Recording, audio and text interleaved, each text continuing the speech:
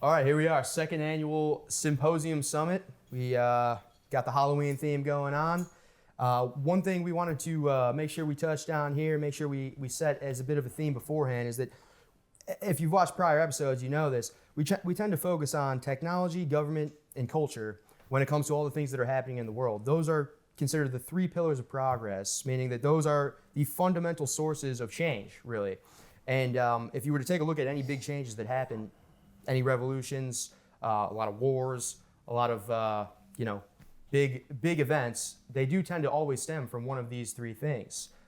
My personal opinion, I think that tech is really the fundamental one, and the other two stem from that, but other people disagree. But either way, as we are here talking here, we've got Nick Dov 11, follow him on TikTok, and we've got our usual co-host here, Nick Camholes, and we wanted to start talking about what's going on with the world today in a live in-person session. One thing that's coming to my mind lately is that here we are in 2025, and the amount of parallels to the Roaring '20s, the 1920s, seems pretty interesting to me. It seems like we're in a very similar period of history, and as we know, history repeats itself, or at least rhymes. And so I wanted to see if anyone had anything on that, because I don't know about you guys, but that makes me a little bit frightened, I should say, because we know what happened after the Roaring '20s. We had the Great Depression and then the biggest war of all time. So the future's looking good. Yeah, two of the biggest wars of all time. You mentioned technology, what were the other two? Technology, government, and culture. Government and culture. Have you heard the theory? This will be a little aside before we get into this main first topic here. Have you ever heard the theory that all wars are bankers' wars? Yes, and I do think it's likely true in a sense, at least. Yeah, and I think this is a book. My buddy was telling me about this the other day, but essentially you can kind of trace back even these wars in antiquity, right? You talk about the wars of the Roses, like the Crusades, seemingly religious wars. You can kind of trace it back to economic ties for the most part with almost everything, right? People wanting to increase their land, increase their holdings, increase their resources. So really, when it comes down to those three pillars, you said economics plays probably the highest part. I'd agree with you there for sure. Most of the big world-changing news events that you see will have some kind of economic undertones to it. Yeah, no, I would definitely agree. I think, yes, and that is one of those covert things that we don't really even notice. Even some smaller wars, more recent wars. Look at we deployed a bunch of military into the Middle East because we really wanted to get them back for 9/11. That anytime you hear the news or politicians saying that, oh yeah, the reason for this war is, they hate us for our freedom, and we're going to go get revenge, something like that, is just a facade to kind of feed to the people, to get them riled up, to get them to support the war, when really there is an economic incentive in every case that I can think of. I mean, I couldn't think of any war in which there was not some type of economic incentive. Yeah, I think based off of what you were saying, there's a saying that's like every war is either because of God, land, or oil. Yeah, I like that for sure. Makes a lot of sense. You know who did 9/11? The Jews? No, Bush. Bush did 9/11 for sure. But no, kind of what you're going off of. It's kind of a manufactured ideal. You go in there saying you're going to spread democracy. You're going in there to rid people of their oligarchic or monarchies. And really what you're going in there for is to take over their resources, to spread the American hegemony, and to kind of just take over their resources, what you want for your own personal country. That's kind of the long arm of the law that we extend a lot of the time. Yeah. I gotta say, maybe what I just said, land, God, or oil, might not be the case for civil wars. I mean, civil wars might be for land, because a lot of civil wars are based off of civil wars. Someone is often fought over government dictating reasons. us. Yeah. That's a good point, actually. think of that. Which one. I But, kind of mean, just contradicted myself. Well, but no, I mean that's an interesting point. I never thought of that. I mean, what you said, God, land, or oil, right? Yeah. And if you were to replace oil with resources in general, oil is Yeah. one major resource. Well, then you'd have two of those that are economic, land and resources. And then God, I would almost make the case, maybe not all throughout history, but in recent history, there's a lot of religious wars. Yeah. right? But even those, that might have been.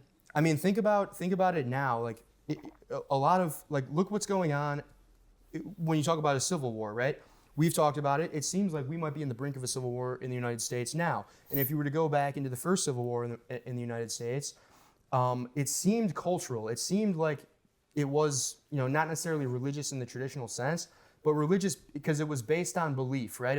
If you were to look back on it now and at a surface level, you would think, okay, well, some people were fighting to free the slaves, and others were the bad guys who were fighting to not free the slaves. But realistically, that was an economic war. It was just that most of the people that they need to get your buy-in don't understand the economics. But what they do understand is the religious teachings that they've been brought up with. Yeah. So even the religious wars, those might be the overt reasons for the war, but there is most likely a covert reason for the war, which is somehow economic. Now, that might not always be true in every case, though. That is Well, good there's point. always someone pulling the strings. Right, but there's someone trying to make money. for the soldiers laying their lives on the line.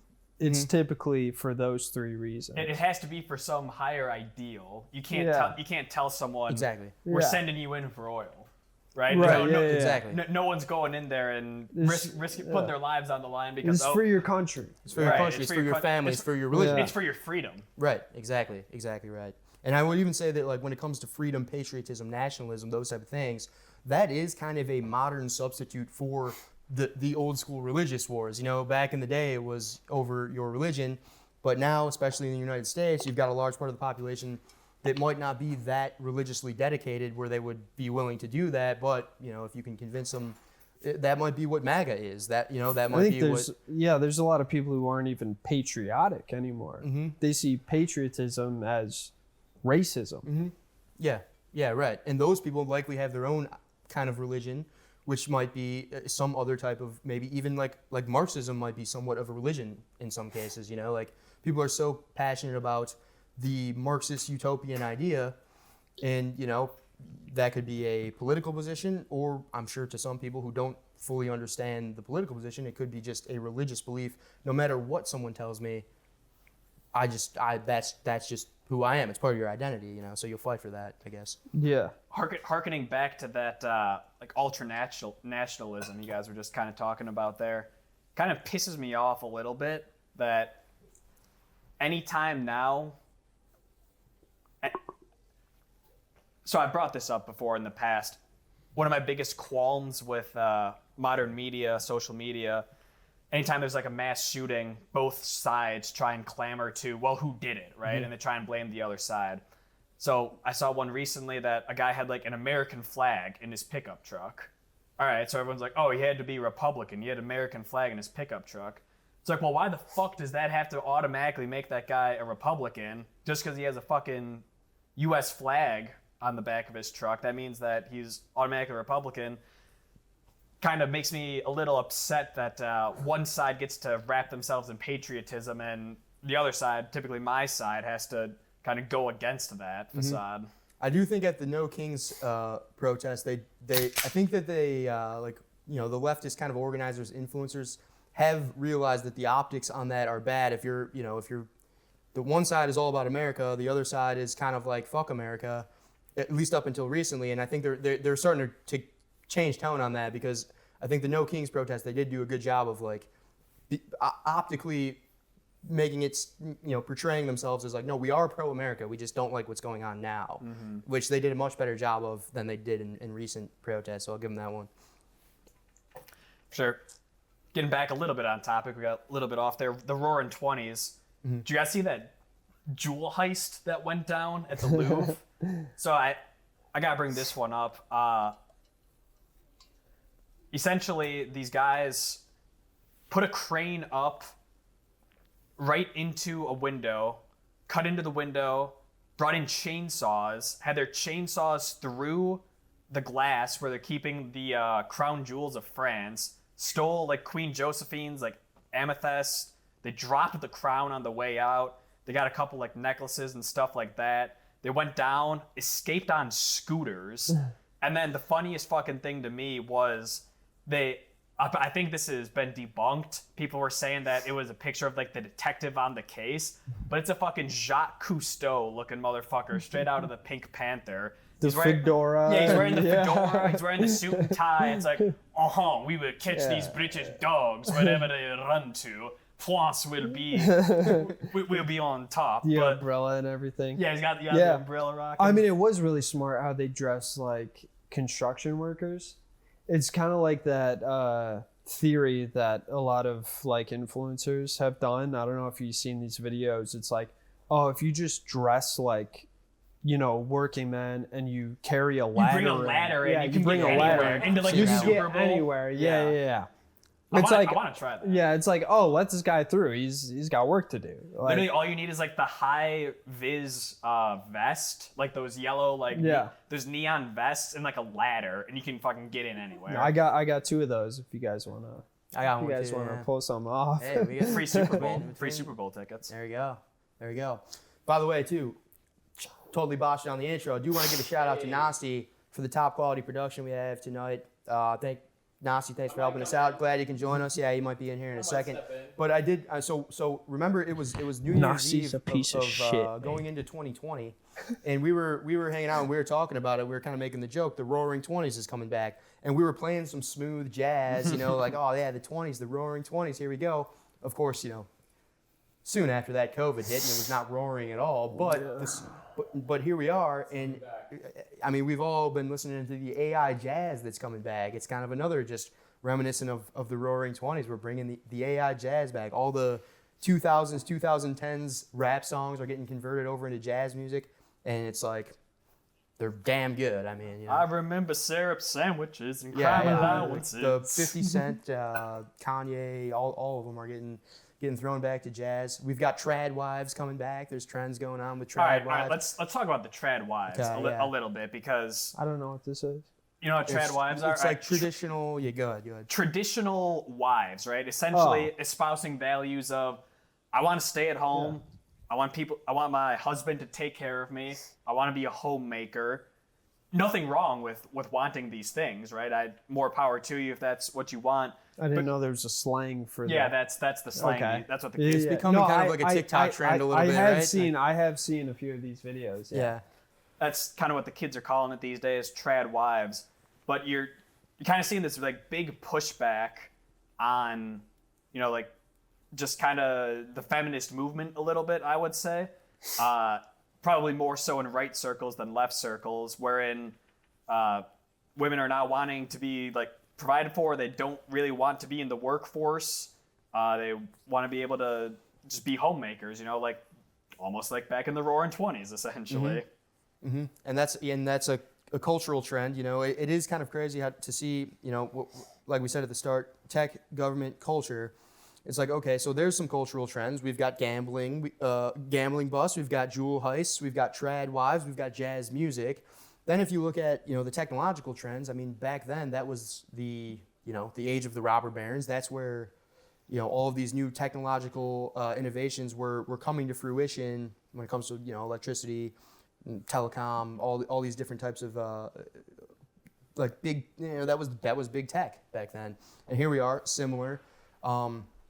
And then, I mean, when it comes to government, that was the time when the communists, was that not the time when the Bolshevik Revolution kind of happened around there? Yeah, I think so. And the same thing, that was, I mean, early days of Nazi ideology. And here we are once again where we see political division at, a rate of polarization that we haven't seen yet recently. So there is, I mean, I guess the question being is like, is there a reason? Is this a coincidence, or is there kind of a reason for this? Is this history repeating itself? You got anything? I think it is pretty predictable, because I have heard there's this whole book about different societies and different countries, and America is a very new country. Mm-hmm. We are one of the newer country, like we're still babies kind of compared to other countries like China. And they have gone through everything that we have gone through so far. So all of this is pretty predictable how we're going. I don't know if you've heard this. Yeah, no, I that's kind of where I was leading into. It was like, that's what I think. It's really interesting. So we are one of the newest countries, right? You talk about China. China's been around for thousands of years. There's the Indus Valley, the Mesopotamian cultures that have been around for literally since time in memoriam. So we are a newer country. That being said, we are one of the oldest running governments. Think about any country. They have had a revolution later than us for the most part. Mm-hmm. France, Britain, China, Russia, India, all of these superpowers anywhere in South America. South America revolted after we did. All of those countries have younger governments than we do. So people will be like, oh, America's like a baby on the global stage. Well, yeah, but we also have one of the longest running governments that are currently in the world right now. Yeah, no, that's a good point too, because I mean, part of that probably has to do a lot with the fact that we were separated by an ocean from all of the carnage of the world wars and everything. So, you know, but still, that is a good point. Because one of my things that I was kind of going to too with the Roaring '20s, the radio was a big one, and we probably talked about this on the podcast before. In my opinion, I think the radio was a big deal when it came to the rise of authoritarian dictators, whether it was Mussolini, Hitler, Stalin. The idea that, you know, we can pump the entire population's ears every night full of our propaganda, and you think about the radio, it's a one-to-many communication system. One person's talking, everyone else is listening, and that's night after night after night after night. And when the government controls what's being said, you can really get people to become Nazis or very extreme communists, or in Italy, extreme fascists. With that being said, you would think though that the United States would have been prone to that as well, but instead FDR, he had his what do they call them, fireside chats or something like that, right? And I mean, as far as I know, that seemed to be fairly reasonable communication, and not enough to really steer the power of the influence over the populace in one way or another. So it kind of disproves my theory about the radio, I guess, is the fact that America was able to kind of get through that era scot-free, basically. FDR, interestingly enough, you can correct me if I'm wrong here, I believe he served 4 terms, maybe not in its entirety. It was definitely at least 3. It might have been 4. I think he served 4 terms. I think he was the only president ever to serve more than 2 terms. The 22nd Amendment, which states that no president can run for more than 2 terms, was not a thing before FDR. Before that, everyone had just kind of adhered to Washington's example. Washington serves 2 terms, steps back from the public spotlight. I was actually nearly brought to tears. I was listening to the Hamilton soundtrack on the way here. And it's a conversation between Hamilton and Washington. And Washington basically says, like, I'm stepping down. I'm not running for a 3rd term. Hamilton's like, dude, what the fuck? Like, everyone needs you to run for a 3rd term. They'll say we're weak. He's like, nah, they'll see we're strong. He's like, your position's so unique. And he goes, I'll use it to move them along. Like, Washington was such like a dynamic, powerful figure, but he had the foresight to realize, if I step aside, the country can survive after me, right? Like, we've talked about the founder's principle before, where whoever starts your nation, whoever assumes power when a new nation begins, that's like the example that's followed afterwards. So Washington, one of the best leaders of all time, as soon as he wins the Revolutionary War, he lays his sword down at the feet of Congress and says, like, do what you want, basically, right? Like, I'm out of the picture. Well, they elect him president, right? After 2 terms, he goes, I'm out. Get me out of the picture. So he kind of forces us to move along from him afterwards. Harkening back to history repeating itself, FDR had 4 terms, and now Trump's saying that actually I can serve more than 2 terms because they're non-consecutive.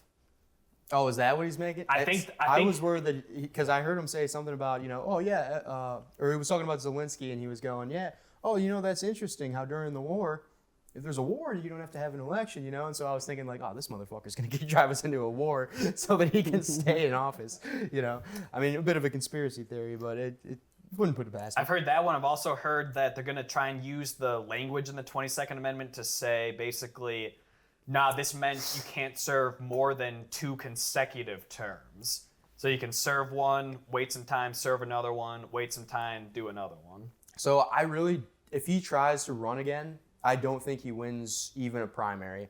Because I mean, some of the most hardcore Trump supporters I know they've said, no, if he runs again, we're not voting for him. They jump ship. Yeah. Because part of the reason they like Trump to begin with is because of that patriotic, what would you call it, like a like kind of like a mythology. The same way people, George Washington's the man, Benjamin Franklin. It's like a lot of people look at Trump as that type of like a mascot for America, basically.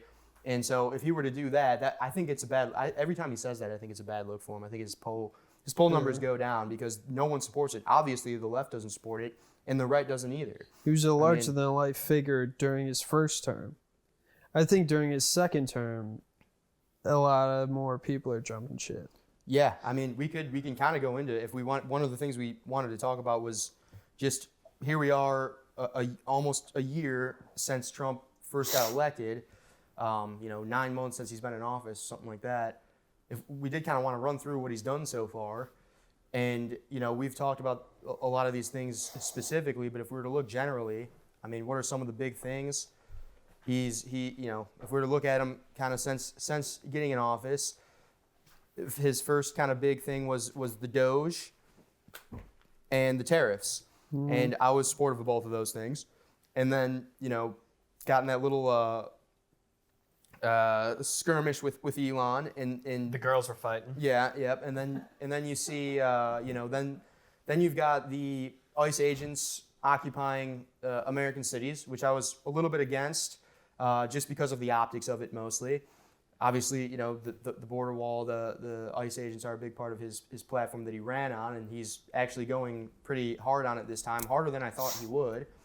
But then on top of that, I mean, over the summer we had the Big Beautiful Bill, we had the Genius Act. I think these are both massive. The Genius Act specifically, I'm a big supporter of. We'll get into the Genius Act in a bit. I guess I kind of cut you off there. No, go ahead. I have a couple things here that we can run through, okay, how we feel about it. But I wanted to start it off with, what have you actually liked in the Trump presidency so far? Okay, so I'll say the tariffs, the Doge, the Genius Act. You like Act. the tariffs? Yeah, I do like the tariffs. As part of a more grand plan that, I guess, in my view, now this may or may not be correct, but it seems to me like this is what's happening. I think the tariffs, the Genius Act, and Doge are all kind of pieces of a more grand plan to save the dollar from facing its inevitable demise. I shouldn't say save. I should say delay the dollar from facing the inevitable demise that comes with, the. Is Doge still a thing? Yes. Have we totally abandoned that? Because the Big Beautiful Bill it's going. I think a couple $1 trillion over what any other past budget has ever been. So are we still trying to cut costs or no? Well, so Doge is still a thing. They are still cutting costs, but the problem is the Big Beautiful Bill spends about 10 times more than we've cut. So at the end of the day, we're still 95% in the hole, or 90 or whatever that is. Because you said you liked tariffs, and my whole thing with the tariffs is just be consistent with it. If tariffs are a good idea, implement them and stick to it. But to me, I am gaining from these tariffs is, it's one of two things in my book. One, either Trump just wants to feel like the man who can shift the markets. He just wants to feel like, oh, I can make a single tweet and I can shift the entire global economic system, essentially. Or it's seemingly just manufactured volatility, essentially. He'll tweet out the word tariff, things will go down. Then he'll say, actually, they sent me a nice fruit basket, so I'm going to delay their tariffs, and then the stock prices shoot way back up. So the second one I think is possible, but I do think that what he's doing is he's using tariffs as a leverage mechanism in order to get countries to negotiate, because either way, what's happening is we will gain leverage if we do implement tariffs, or if other, he always says, come to the table and make a deal. We use tariffs as a bit of a threat, but it's not a bluff. It is something that we can do if they don't come to the table. If they do come to the table, we make a deal that benefits us in the same aspect that we're looking for, then either way it's a win-win.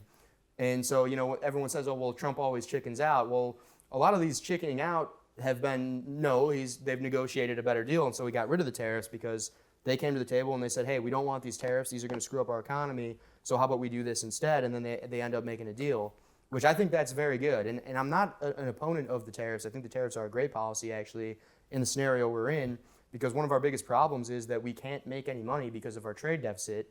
Tariffs solve that. Another big problem is that we have inflation through the roof because of the constant increase of our money supply. Tariffs also solve that. Tariffs basically act as a tax on the rich, which I'm surprised the left is opposed to the taxes on the rich, because I always thought that that's what you guys were fighting for. Yeah, but aren't those taxes passed on to the consumer? Of course, but same with the tax. I mean, if you want to tax the billionaires, that would also be passed on to the consumer. How so?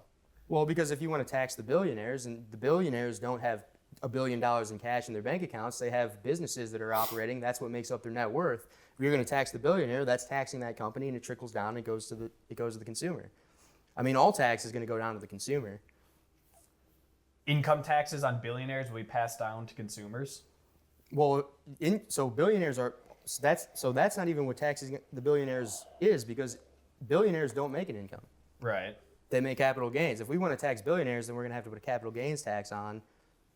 If we want to make it realized gains, that one may not be passed down to the consumer, but we already have that one. They were talking about unrealized gains. That's definitely. We already talked about unrealized capital gains. Right. But either way, I mean, in what format would you tax the billionaires? I think the tariff policy is a great way to tax the billionaires, because it's not taxing all billionaires. This is actually a good thing we should talk about. It's not taxing all billionaires. It's only taxing the billionaires that are making their billions in a way that hurts the rest of the people in America. They're not making billions by giving Americans jobs. Instead, they're going overseas and using Chinese slave labor, basically. I don't think there's anything morally wrong with making $1 billion if you're creating a bunch of successful businesses that employ, millions of people. Can I hop in there? Yep. You got to finish that? Let me hop in there. There's a big, we talked about this, I think, the other day, possibly over text. There's a big talking point on the left that you cannot ethically make $1 billion. Yeah, I would strongly disagree. And I would disagree with that. I think if you start a business and it is so ingenuitive, innovative, productive, or useful that people are willingly handing you $1 billion, and that you pay the people who work for you fairly, that's the big caveat there, because currently we allow slave labor, apparently, in the United States. In the United States, or we allow American companies? We allow American companies elsewhere. That's what Trump's taxing. Throughout the world to employ slave labor. And that's what Trump's taxing, and that's why I like it. To employ slave labor. I would disagree on that point of the left that that it is impossible to make $1 billion ethically. Mm-hmm. I think it can be done. I don't know if there possibly are any billionaires currently that have ethically made all of their money. Across the board. It doesn't matter. I'm not talking about just the fucking boogeymans of the left like Elon Musk or whatever, right? You look at Apple. Apple has literal slave labor in the Congo mining their equipment for them. You look at Nestle. I think they produce something around 20% of all food in America. Nestle literally has child slave labor in South America picking their cocoa beans for them. But he kind of dogged you there with the whole Trump's tariffs are prosecuting the guys who make it. It's only punishing the billionaires doing the slave labor, is what I'm saying. Off of the slave labor. And the other thing, too, is like Elon Musk versus Apple is a big difference. I mean, Elon has a Tesla factory in China, yes, but that's to provide cars to the Chinese people. He's operating in a market there. Now, I'm not a big fan of that. As anyone who's watched the podcast before knows, I tend to go on a lot of rants against China's practices. But there is a big difference there, whereas, Apple is actually just only manufactured. There are no Apple phones being used by consumers in China, but they are manufacturing Apple phones to be sent back here because it's cheaper labor and it's dirt cheap labor. It's exploitative labor. I would agree. I think, but I guess getting back to my other point is, I think one of the problems on the left is that they keep saying this, tax the billionaire slogan, and they struggle to get support behind that simply because it's too vague of a term. I think most people, even Republicans, like I would agree with this, even Republicans would agree if they changed it a little bit. Instead of saying tax all billionaires and then use a guy like Elon Musk as like the boogeyman, if they were to specify and say, let's tax exploitative, predatory lenders, because there's a lot of billionaires who didn't actually produce anything, but I'm talking about the banks, and I'm talking about like the financial institutions, real estate agents that will buy out mortgages and fucking right. If you made your money through just predatory means, scamming, and there's ways to do that, that are reasonable. I mean, even a regular real estate, someone who owns a lot of real estate property. Well, I'm taking the risk by investing my money into this property, so it's not like I didn't do anything. But if you're squeezing people for money, and you're basically not providing any new value, and you're not taking any risks. I mean, if you look at the banks are too big to fail, meaning they don't take any risks. You're going to take the risk if you take out a loan, and they're not taking a risk by giving you a loan, because if they give you a loan, you don't pay it back. Guess what? Quantitative easing kicks back up. They get paid back anyway. It's I think they would say they would say something like this a long time ago. Socializing the gains. What was it? It's capitalism for everyone else, socialism for the elite. Yeah. Right. That's bullshit. That should be there should be fixed. That is how it works, though. It's like anytime that capitalism fails, essentially, socialism the rich get bailed out. Socialism kicks in. The American people pay for the bailouts for typically like the banks when they failed in 2008, any other thing like that. That is actually essentially the entire way our economy is that's the foundation of our economy. I read this book. I didn't finish the book. I read most of the good parts, I believe. It's the monster from Jekyll Island. Yes, something the creature from Jekyll The creature from Jekyll Island. And it's basically talking about how the Fed was formed, right? Yeah. And the central idea behind the Fed is that exact thing. Is we can have staunch capitalism across the board. As soon as it stops working, though, the American taxpayers will bail us out because we control all of the fucking resources, essentially. Yeah, realistically, I mean, the Fed is a central bank that has, somewhat private control over the entire economy. And it's not that there's no reason for it, like there's no actual productive purpose for it. There is, but it's just consolidating that much power in so few hands is very risky. I think we agree on that. But I guess my broader point is that, when the left uses someone like Elon Musk or Jeff Bezos as the boogeyman, it does not come across to at least people on the right, if not, the average American who looks at someone like that who created an incredible company and actually earned their money through customers wanting to give it, voluntarily giving it to them, versus some of these practices where there is no actual capitalism in there. There's no actual free market choice. We've consolidated into a cartel. We talked about this before. There's a big difference between someone who starts a company, is so incredibly innovative, and people willingly give their money over to them, versus like inheritors, essentially, right? I'm a big fan of inheritance tax. I think you've said before that's I agree. Yeah, that's a good idea, right? If you're the inheritors of a rich fortune because, say, your grandfather was actually a titan of industry, you should have to fucking give some of that up, right? Or do something with it, essentially, right? As opposed to sitting on your pile of gold coins like fucking Donald Duck or whatever. Right, and what can happen, you get to a point with a pile of wealth big enough, you can just, there's a big difference between someone who invests into a startup company versus someone who throws their money into an index fund or to an ETF and sits on it with guaranteed 10 to 15% returns every year. When you have $10 billion already, you're making $150 million a year for doing nothing at all with no risk. Because if that fails, then guess what? The government's bailing you out. Right. So that's the problem right there. I think we agree on that. We do agree. Going back to Trump in review, I was asking you what you liked. We got into the tariffs that spun off for a while there. You said Doge, kind of talked about that a little bit. Is there anything else you liked? And then I'll get into my very limited likes, and then we can start going over some of the other ones. My favorite so far is the Genius Act. I really We'll get like to the Genius that. Act, but we'll hold off on that though. Yeah, Let's do that'll the be- Genius Act Okay. here at the end. I'll throw it to Dav. Do you have anything you liked in particular about the second Trump term so far? No, I got nothing. You got nothing. I'll go to the two things that I like. One, I like this one a lot. UFC at the White House. That's pretty awesome. I'm in. I'm fucking in. I'm a big UFC fan. Trump coming from his WWE background, we finally got a WWE champion into the White House. Like, fucking thank God. That took long enough. So I will be watching that card. That'll be incredible television. Trump's an incredible television star. That's a home run right there. So I'll give him that one. And then the other one that I have on my list that I kind of liked, and I'll give him credit for if it holds up. I don't really believe it's going to hold up.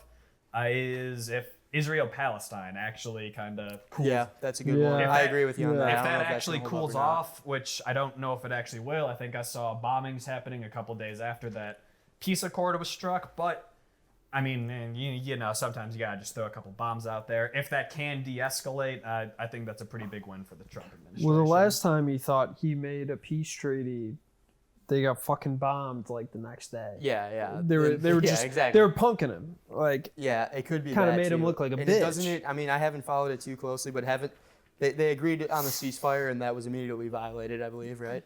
Yeah, I do believe that some bombs were dropped immediately afterwards. But I do think the hostages have been exchanged. Okay. That's a pretty big one. That's been like one of the talking points the whole time.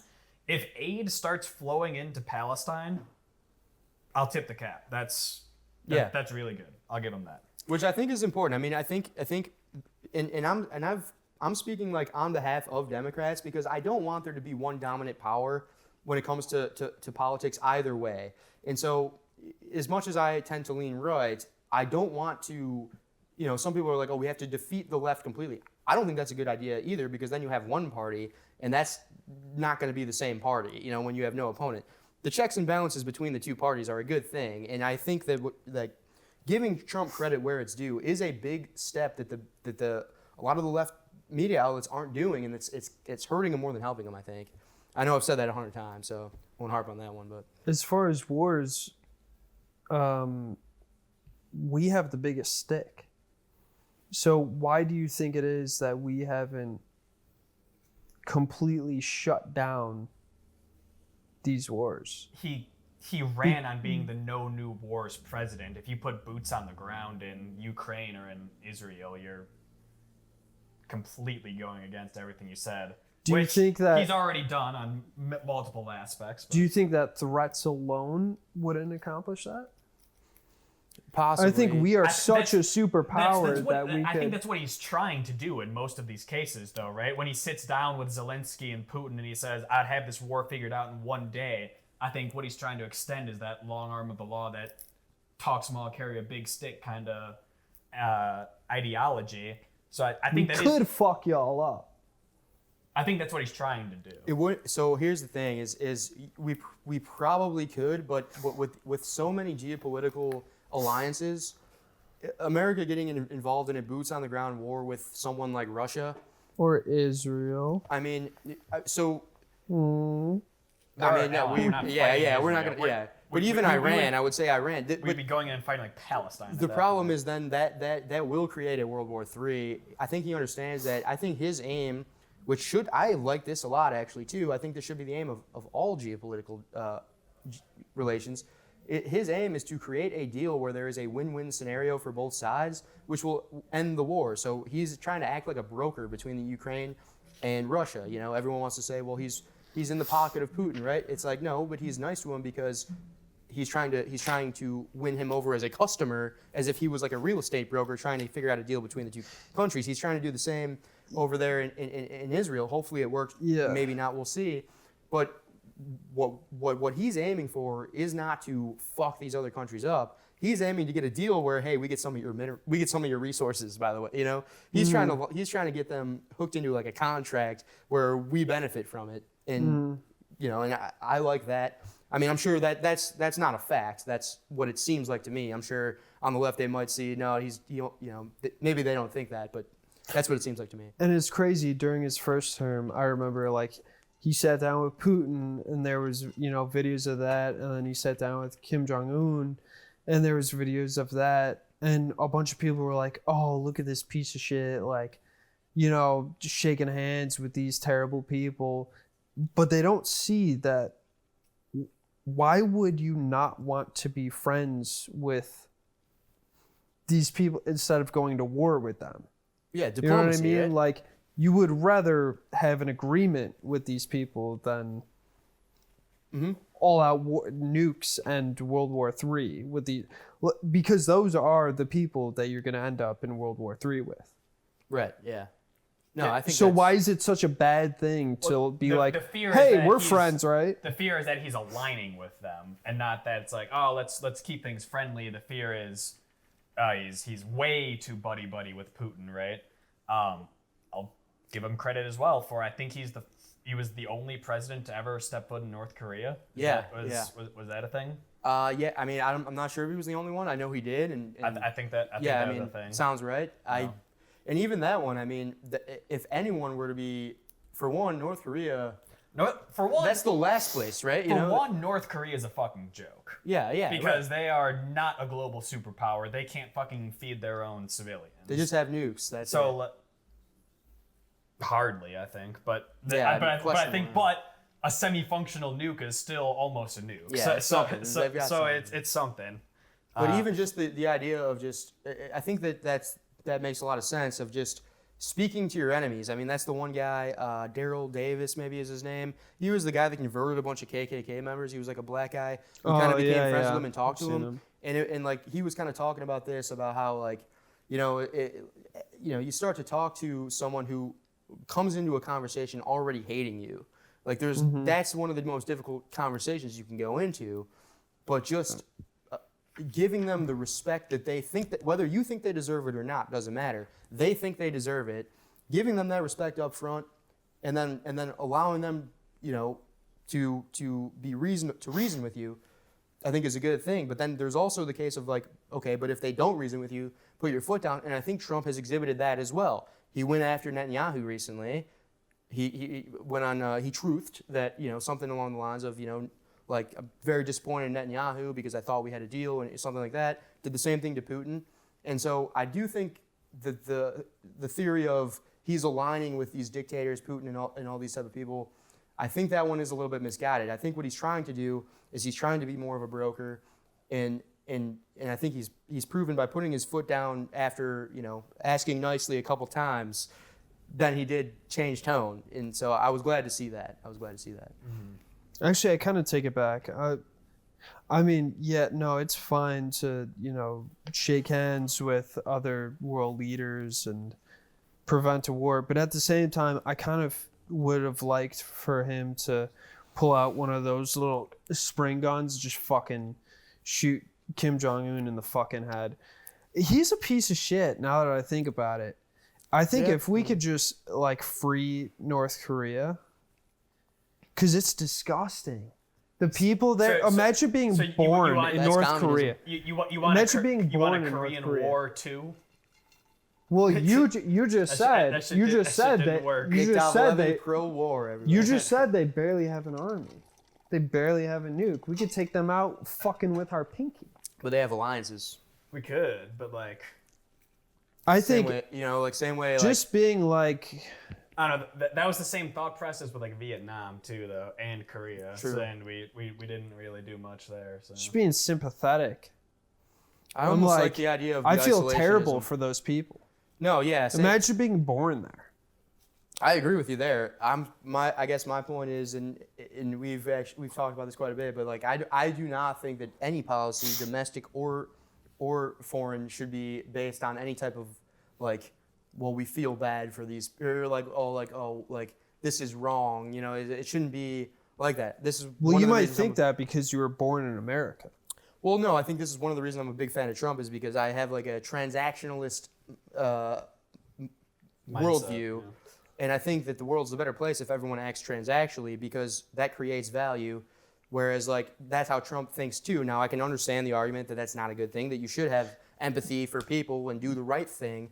But I think that it's often the case that people, world leaders in general, will do what they think is the right thing.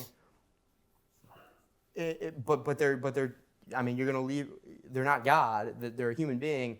You can't base your geopolitical policy off of intended altruism. I guess what I'm saying. All wars are fought by people who believe they're doing the right thing. Right. Exactly. Hitler thought he was doing the right thing. You know, Stalin thought he was doing the right thing. All of these people think they're doing the right thing. I don't think that's a good idea to follow. Is like, oh yeah, we're gonna do this not because it benefits us at all, but because it's the right thing. I don't think that's good. I think you should try to benefit yourself, but also stand within principles, meaning, you know, we're not going to go, it might benefit us to go invade some poor country and take all their stuff.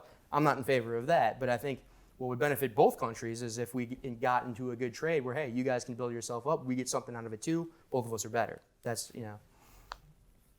I like it. You want to start running through some of the Trump administration's policies, see if we agree or disagree? Yeah, let's do it. All right, so I got restructuring of federal agencies. Big fan. Big fan? I mean, I guess, you know, if I'm sure you might be able to point to some that maybe I wouldn't support, but in general, I think yes, I think that it's overdue. Yeah, I mean, I'll disagree with the trying to dissolve the Department of Education. I love that one. That's my favorite one, actually. Really? Yeah. Explain. Well, because the Department of Education doesn't do anything for anyone. They're a bureaucracy that is built with the intent. They should be renamed the Department of Indoctrination. That would be a more accurate name. These are the people that funded the teachers union, which made sure that kids could not return to school for 2 years after COVID was already figured out unless they were vaccinated, kept elementary school kids without social interaction with their peers for 2 years because the teachers didn't want to go back to work. They care more about the teachers union than they do about the students they're supposed to serve. That's no good. I don't think there should be a Department of Education. I think education should be mostly privatized. I mean, name one thing about our education system that's good. They're not doing a good job. They're doing a terrible job. Our public school systems are the value of graduating from a public high school. That value is decreasing year by year. The tests are getting easier. The curriculum is getting watered down, and we're basically babying kids because all they care about is the pass rate, when the entire value of the education is that passing should be a little bit hard. It shouldn't be everyone passes. It should be there. It's supposed to be like a meritocracy, basically. That's gone out the window. I mean, there is nothing. I guess I'll leave it at that. I don't think that the Department of Education is doing anything good for anyone. I think education should be privatized, not at the elementary school level, not at the high school level, but definitely at the higher education level. And I think that privatization of high school and elementary level education should be expanded. I think it should be less reliant on public money. You do need public schools though, because not everyone can afford a private education. And what was the one book you sent me? I think I listened to the chapter on like education. Yeah. The Evolution of Everything, Matt Ridley. The Evolution of Everything. And his synopsis essentially boiled down to what we need is a lot more different types of schools, essentially. And like you would say private schools. Mm-hmm. If you had, because what people think of private school now is incredibly expensive, elite sort of not universities, education systems, essentially, right? Where, well, all right, so the rich kids are going to have incredible education, and then the poor kids are going to get absolutely shafted, right? Not really. I don't think that's not what you're kind of going for. What you're kind of trying to go for is, well, if we had a lot more private institutions that could be competitively priced, wherein instead of thousands of dollars to send your kids here, it could be like a couple $100 to send your kids here, and they could create their own curriculum, right? They could form their own tests, right? As opposed to no child left behind, right? Like no one gets to fail, essentially. Like, well, all right, you didn't fucking pass the test, you got to redo it. If they could hold themselves to their own standards, education could be improved. And I'm not in favor of abolishing public schools by Yeah. any means. That is one area that I'm for socialism there.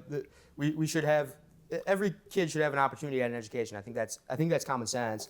But when it comes to I think the higher you go in education, I think the more privatized it should get. And I mean, for one, I'll be honest, other than basically teachers unions and designing curriculum, I'm not really sure. I mean, you probably know more on this than I do. What is it? I guess, okay, so you're obviously opposed to the dismantling of the Department of Education. Why is that? What is it that I'm missing here that the Department of Education is providing that's extremely valuable that I'm missing? Yeah, that's a great fucking question. I don't know exactly what the fuck they do. I don't really And- either. Yeah.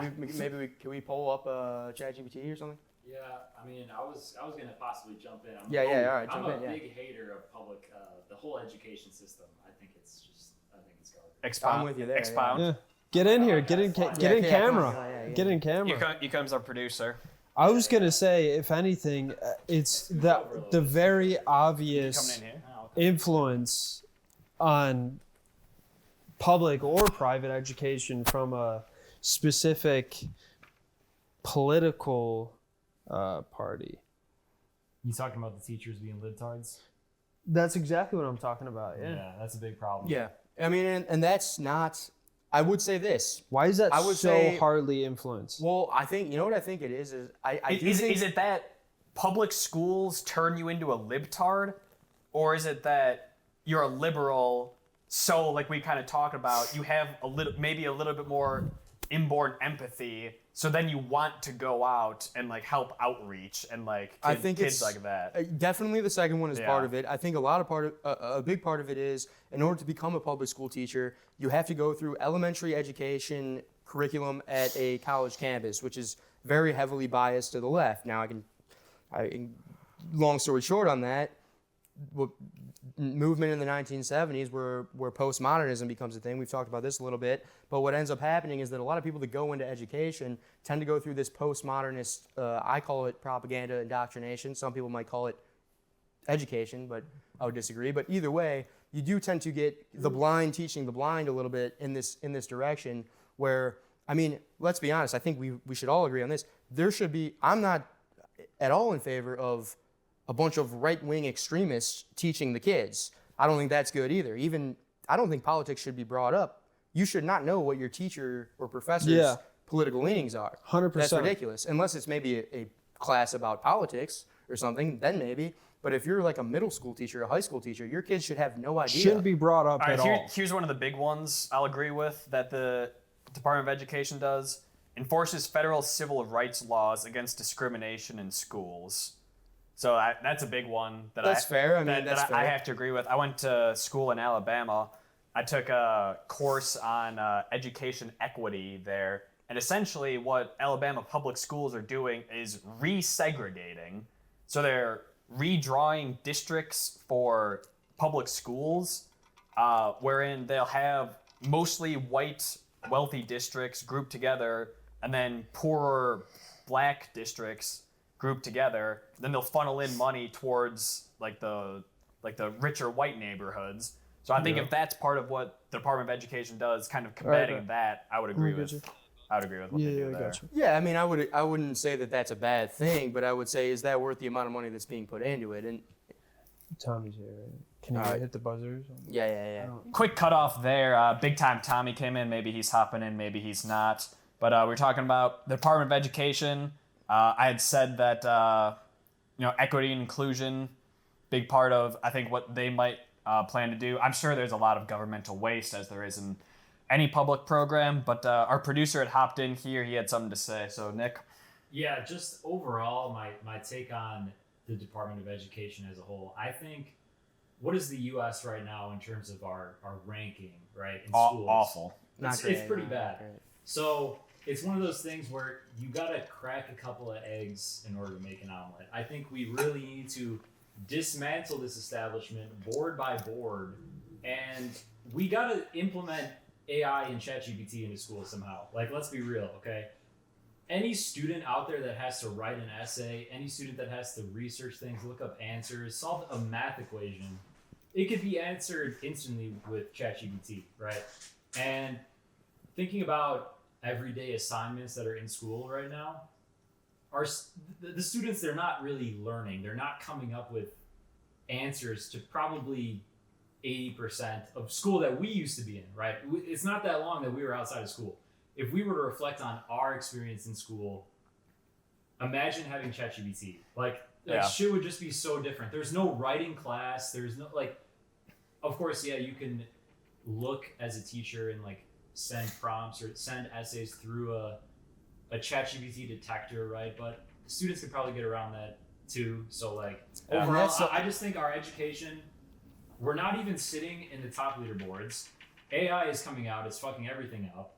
I think we need to, seriously, if we want to take ourselves seriously and just be honest, we need to figure out how to bring new students into school, show them how to use AI, show them how to use cutting edge things that are out today. Boom. To make them smarter. Yeah. Because otherwise, it's just going to be a system that students themselves are just exploiting over and over again. They're not really learning things. And all these kids in high school right now, 2025, in college, maybe college is a little bit different, but for the most part, I think a lot of these students are coming out and they're just leaning on ChatGPT the whole time.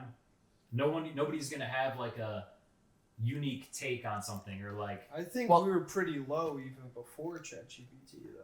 Yeah, we were. Let me hop in there. Can I do just a quick one sentence statement here? The thing about it that we're looking at it the wrong way as a culture, as a society, is that ChatGPT comes out and the first initial reaction is, okay, we got to make sure students aren't using ChatGPT, because if they do, then they'll be able to basically cheat their way through the school system. But the problem is the same when the calculator came out. It was like, oh, we got to make sure they're not using a calculator because, we used to hear that you won't have a calculator in your pocket all the time. I was Now gonna- you I do. was- I What was needs to gonna bring happen, that up, the but school system needs to be reformed. I have a rebuff. It's the school system that needs to be reformed to revolve around the fact that ChatGPT and AI are now existent. So now we need to teach people how to use them correctly and still not rely on them as a crush, but instead use them as a tool to expand knowledge even more and enhance it. Yes. I'll totally agree there.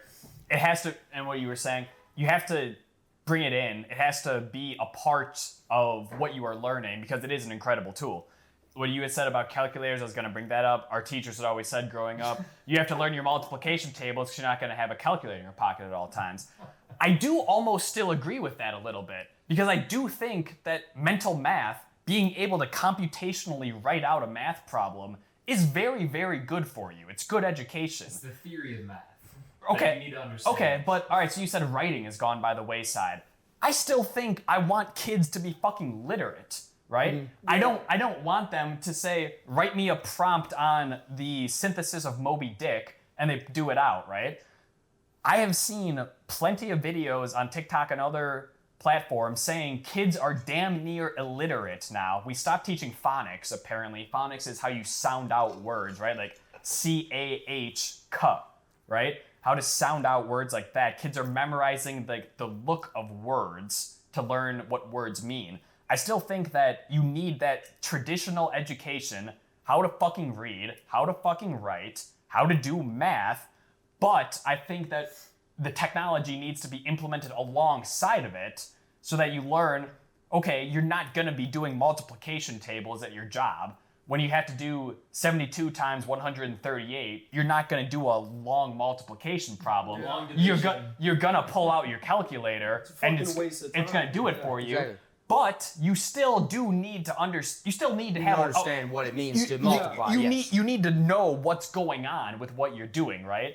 You can have the calculator to simplify things for you. You can use ChatGPT to help you synthesize a long thing of text, but you still have to be able to understand themes, right? You still have to be able to understand like antagonists, protagonists, what this story is trying to tell you. Otherwise, you're completely and utterly lost. And I wanted to bring up China's education system, how it's a little bit different from ours. They have technology in their classrooms more than we do. You know what else China does that we don't? They have built-in like athletics essentially. So we have gym class, right? But you know what they do? Instead of like running the mile, they'll do something like you have to dribble a basketball with one hand and then you pass it to someone else. Yeah. And that's synchronized motor skills. That's group work, teamwork. It's all these things that you need to be a fully functioning human being. But it helps with 8-year-olds instead of sticking them in a classroom with the Prussian style model. You get some exercise, yeah. You get some exercise, you get your brain moving, you get a little outside time, you get the teamwork, you get the communication aspect. If some fucking kid can't dribble a basketball, someone can go up to him and be like, yo, learn how to fucking dribble a basketball, you're fucking this up for everyone else. Yeah, you piece of shit.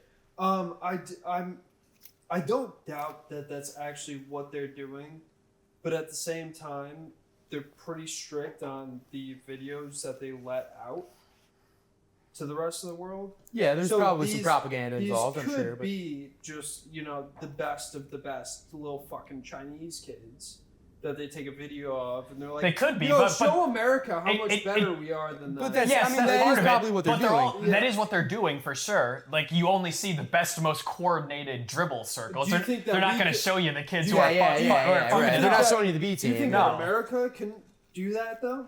No, I'm sure we can. Yeah, No, we They're could, a but it's bunch not of- part of our curriculum. Can I read through? I don't think it's part of their curriculum either. Even Well, I it think might be. they orchestrated this video to show how good their education All right, system hold on, is. hold on, hold They're on, great at hold on, hold on. propaganda. Let's be real though.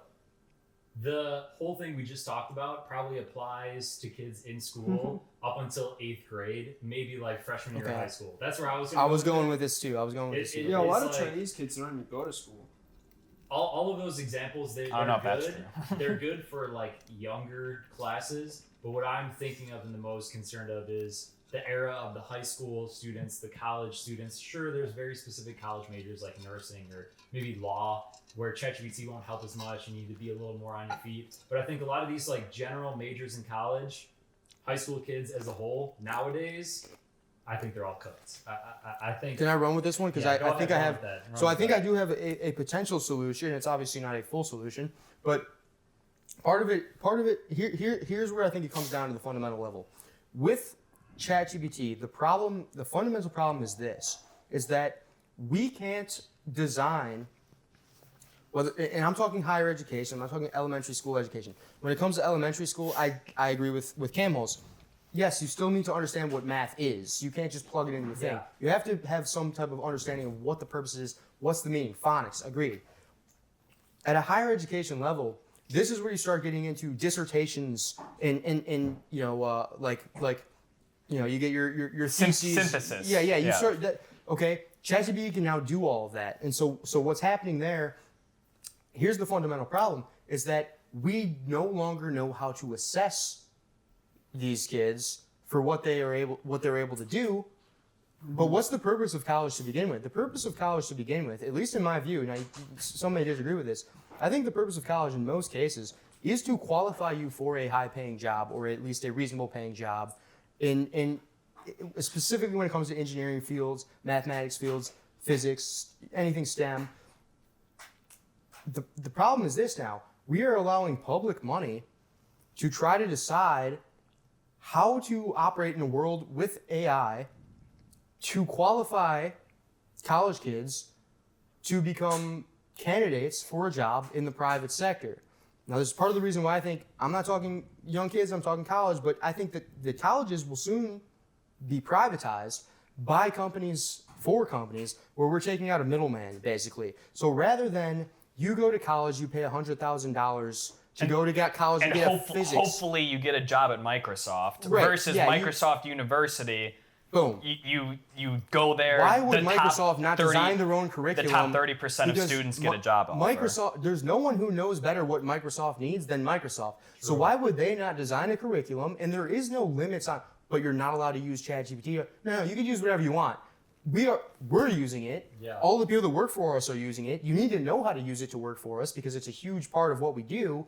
But what we need right now, what would provide the most value to us right now is someone who knows how to do this. With or without ChatGPT, you need to know how to do this. So what We're happens? going to teach you how to do this.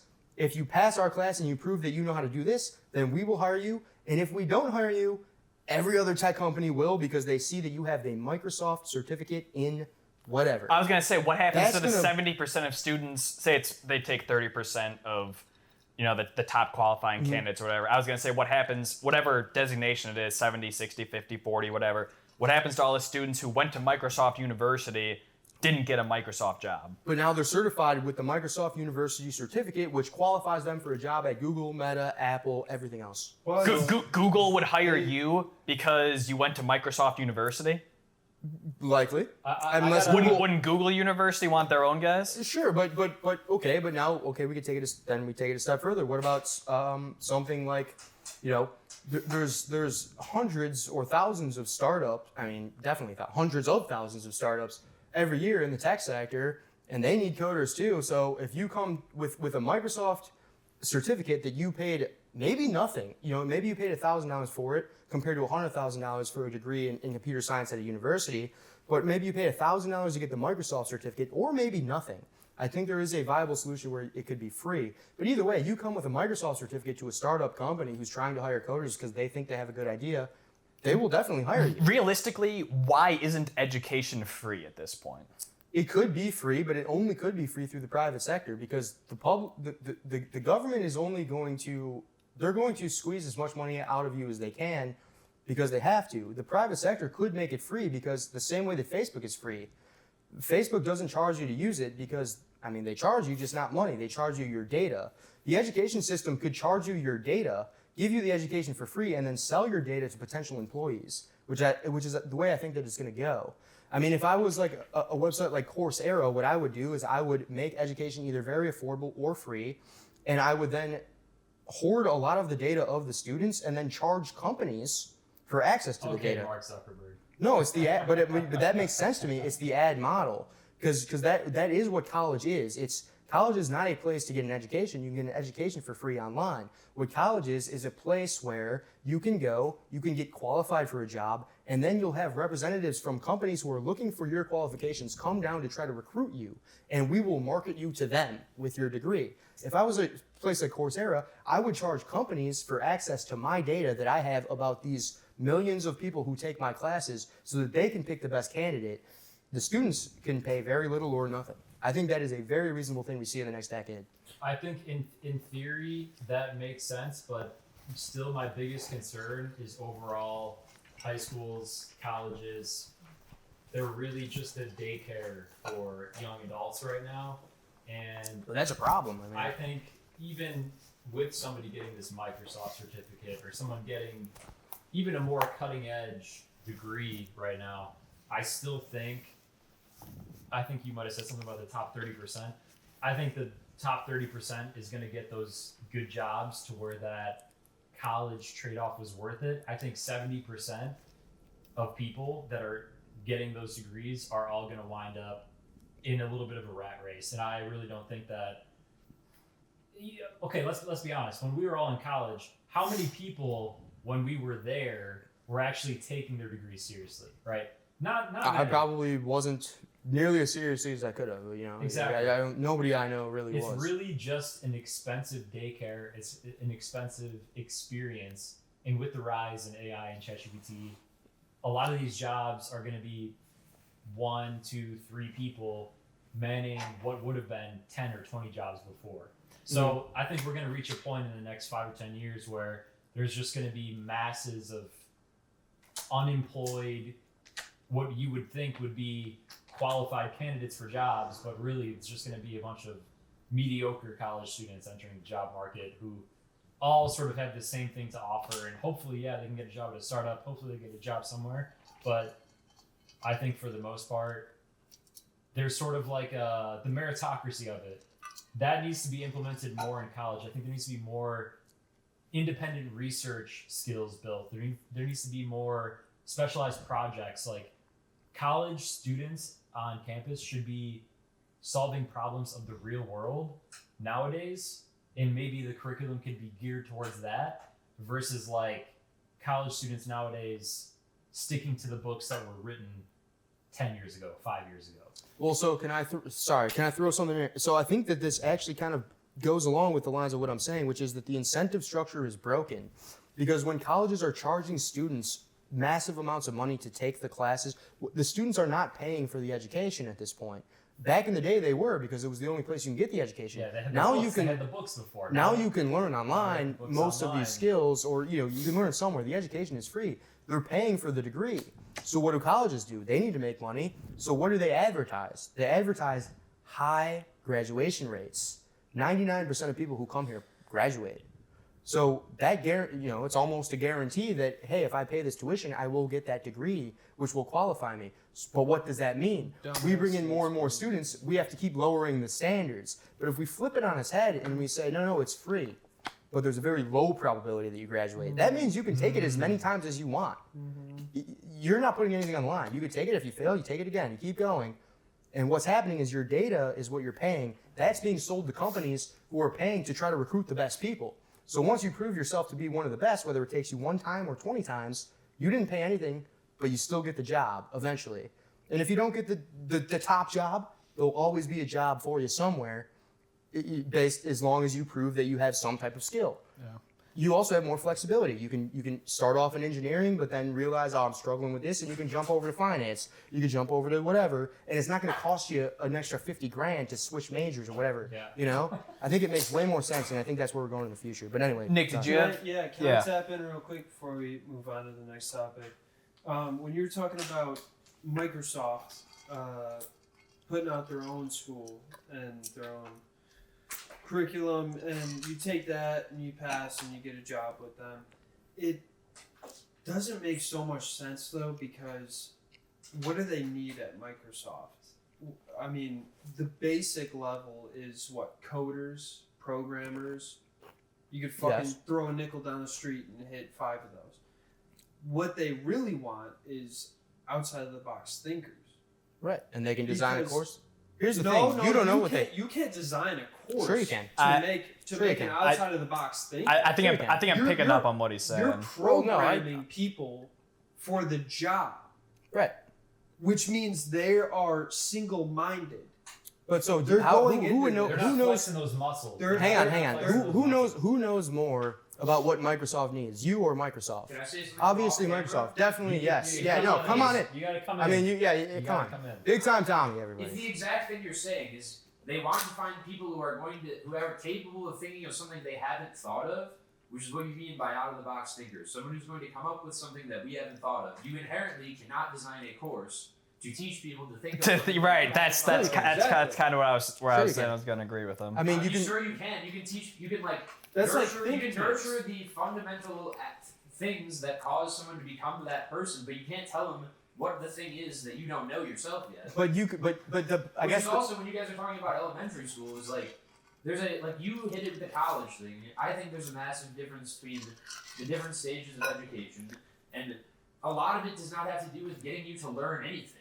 It does you learn about history as a tool to develop a certain part of your brain to think a certain type of way, and a lot of that. So like we talk about what does the actual substance matter? What are you learning? It's like it doesn't even matter when we do all these math courses. Of course. It's good to know math, but it's more important the type of thinking and the way it gets your brain working is what they're actually trying to develop. And then it's Yes. I agree. I got cut you Wait, off. can we I- get Tommy in here? Is the mic picking him up over there? Go off, Tom. I got Come on. Go off, bitch. Big time Tommy. I got cut you off right there. Yeah, that's right. Yeah. This is what a symposium is supposed to This is fucking. perfect, yes. This is what a symposium is Exactly supposed right. to fucking be. Get in here. Exactly It's right. supposed to be a round table. I can't Introducing- tell if he was out my siren. Introducing new thoughts, introducing new perspectives. I love this one. People who probably wouldn't be Crazy talking setup. about education tonight, Yeah, right? yeah. Otherwise, are now being. That's why I didn't want to jump in. I didn't think I had anything. No, to no, say. no, No, This but is what now it's all you about. now That's you what it's all realize about. you fucking dude. That's what this is all fucking about. But Take let it me, away. So let me go off what you're saying. So I'm agree. Yes, I agree. So all right, obviously you can't teach someone how to come up with an idea that no one's ever come up with. Obviously, yes. But what I'm saying is that there might be different theories about the type of thinker that we need and the type of curriculum we want to give. Right now, colleges, universities are serving as the middlemen, and they're only qualifying data point is whether he got the degree or not. Meanwhile, they have a corrupted incentive structure to give as many people degrees as possible, and it's causing companies a headache, especially small startup companies, because they're hiring people with these big degrees thinking that they're going to be able to catch on quick, and not all of them are because of the lowered standard. Now, if the company, such as Microsoft, wanted to hire, so we don't know what Microsoft, maybe Microsoft just needs, they need hands on deck, they need a bunch of people who know how to code. Or maybe they need creative, out-of-the-box thinkers. We don't know. They do. So why would they not? They have all the resources in the world. Why would they not take the time to create an online curriculum, maybe hire a few people on for low wages as tutors or whatever, I shouldn't say low wages, but mediocre wages as tutors or whatever, and then standardize a test that in their minds optimizes for the exact traits that we want, and then we pay to see that data, and then we are able to pick and choose from based on it all comes down to more data points, right? It's right now it's pass or fail. But what it could be is good in this, bad in this. But what if they're ambiguous and hard to identify? What if there's not like a standard template of what makes a person Allow the type company you're to looking identify for? them I themselves. think the interview process is the most important part of that. That could be part of the curriculum. But it's also if it Exactly. needs to be mass applicable, of like you need to be able to apply this consistently across a giant group of people. And if the type of person you're looking for does not fit one standard format, they can come in a lot of different varieties, and you don't necessarily know what that person is going to be. I mean, if you look at some of the most successful like people that we consider the most intelligent, of like a Steve Jobs or something. Like I don't think he would have he wouldn't have gotten picked up by what you're talking about. True. Because Yeah. he, Fair. He didn't by a lot of people who were probably thinking similarly. Fair. And it's But like, at least I they think have the choice. What you're saying is right, but I think it's hard to put into practice. It's better than It the is. current. It's and, not perfect. and that's where it's better than that's the where current. standardized education actually came in. Is the Right, fact but is how- the fact okay, that yeah. is the fact that all right, like so no, you won't be able to identify every single Steve Jobs, right? That's pretty fucking tough. He's a 1 in a million essentially. But what standardized education is good at doing is saying, all right, this kid's really good at reading. He's really good at math. He's really good at this. He's really good at that. You put him anywhere. You put him anywhere, he's probably going to be able to do what you want, right? But a lot- Versus But is completely. standardized better? Is standardized, if we were to take from a pool of standardized pass or fail people versus we design the curriculum ourselves and we get to see exactly how they performed in every single test. But that's still I think the standardized. second one, yeah, but it's I think is. what you're saying it's is just more data, it's changing more what data. the standardized testing Yeah. is essentially. But it's And- correlated towards you specifically what Yes, you need. yes, I'm testing yes, you you rather need- than I'm relying And on someone again, else's I test. want to bring up. So what happens to the kids who don't fit into whatever they need? They have free college, so they can take 50 different courses and get 50 different certificates, and wherever the opportunities are, they can go. The problem is right now is that they can't do that because it costs $100,000 each. I think I think it's a waste of money. Well, that's That's kind of what what he- that's what he's that's my saying. Like a point. lot of people would just quit, and you just wasted a lot of money paying the teacher. That's what he's kind of saying. I don't want to try to like put a blanket over the entire idea because it could work in theory if Microsoft had or Google had, Meta had their own standardized training program to work at the company. But my concern is overall the J curve. Okay, I think things are going to start moving too fast to where That's they're going to what we have to update this curriculum every 3 months. Who's going to every- update every it 6 faster, months. Meta or the University of Illinois? I agree that these companies. That's the could- problem, is that the universities aren't updating fast enough. The they're companies not can. updating that's the even thing. I close want to to say fast enough. I am not disagreeing with at all with what you're saying. I do think it would be very good to have much more direct programs like that. Which the only point I was making is that it's just changing and making more specific standardized tests, which is good. My only point is it's not going to pick up on the actual people that would change your company if that's what you're looking for. Like it would fail to do that just as the current college system fails to do that. Right, and It I would guess be better, I agree with that. It would be a better system for picking out Oh, the there you go. correct cogs in the machine.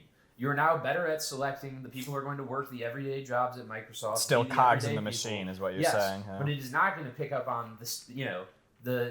The people that are going to do crazy shit. But because- is it any worse than the No, it's system we better. already No, have it's better. at It's picking better. up those people? Yes, What that's what I the mean. fuck? I It's agree. probably when it That's comes just a smarter way of saying what I fucking said. Well, when it comes to picking the Steve Jobs, Right. It's not going to do any better than the existing systems, but it's not going to do any worse either. No, It's I gonna think be it the same. probably would be better.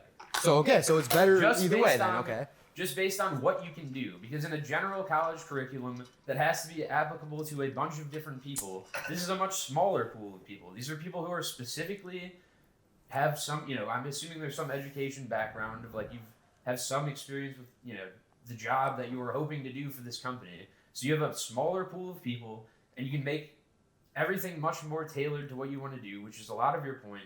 But with college, you have to make everything apply to a group of like, whatever. If you have 12,000 finance majors, it has to apply to all of them. If you have 800 Microsoft applicants in this pool, and you have a month of their time you can use or something, or 6 months, whatever, you can do a lot more shit that you couldn't do before. So now you could have them do a project that is essentially doing that job for a month and see what type of, and give them freedom. See what type of routes they take. See how they work through a problem. See that type of shit, which in a college setting, like, you can't do.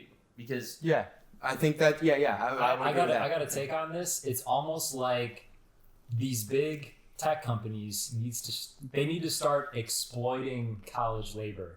All right. Well, they are. I think. yeah, they Well, do. That's well, like, so part of what we're describing is internships. Like, internships That do should exactly be that. that should be what the entire college experience should be. Is essentially the core of my argument that I have is that there wouldn't be sayings about these things if they didn't exist. Okay, Cliches are cliches for a reason. cliches are there for a reason. Okay, those who can't do teach. Okay, And those who can't teach. Teach gym.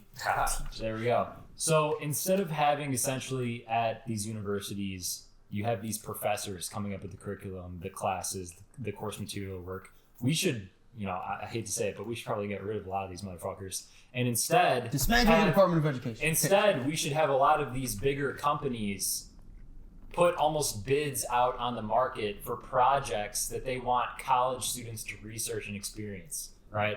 There's so much more innovation that you could tap into there. And these college students will be almost in a facilitated environment where they're solving problems for Microsoft, for Google, Meta, whatever the company is, instead of a random professor who's been there on tenure for 20 years coming up with the problem for them to solve for the quarter. Yes. Right? It should be modern day problems for modern day solutions. Yeah. And that way they get validation for the time they spend in college versus the curriculum being something that's 10 years I old. wanted to hop in probably 10 minutes ago on what you talk about. It's essentially daycare. Yeah, daycare Right. for young adults. I do think So that's, it's definitely a fair point. I would almost say that is one of the most essential parts of the college experience, though, is going out and meeting people, making connections with new people, learning different kinds of ideas, things like that. That those at age, what is it, like 18 to 21 or 22 or whatever, that's supposed to be your most like social, formative, Bussin' a bitch, yeah. your most bussin' years, as Dobkin would call it. That's not what I said. Bussin' a bitch. So that's supposed to be when you're going out meeting new people, right? So I do think that is still a pretty essential part. Is it what you're supposed to be paying $120,000 for? No. it's overpriced. Well, I think it Sure, a lot relates of back to people what I do. was saying. Elementary school and a lot of these types of things are not about like the actual content you learn. Like, I don't give a fuck if you 10 years from now remember whatever the history of the American Revolutionary War. The point wasn't for you to learn the American Revolutionary War. It's that we've figured out that studying a lot of different subjects affects your brain differently and develops your brain differently. The same thing you're saying, that from 18 to 21, you're meant to have these experiences that develop you as a person.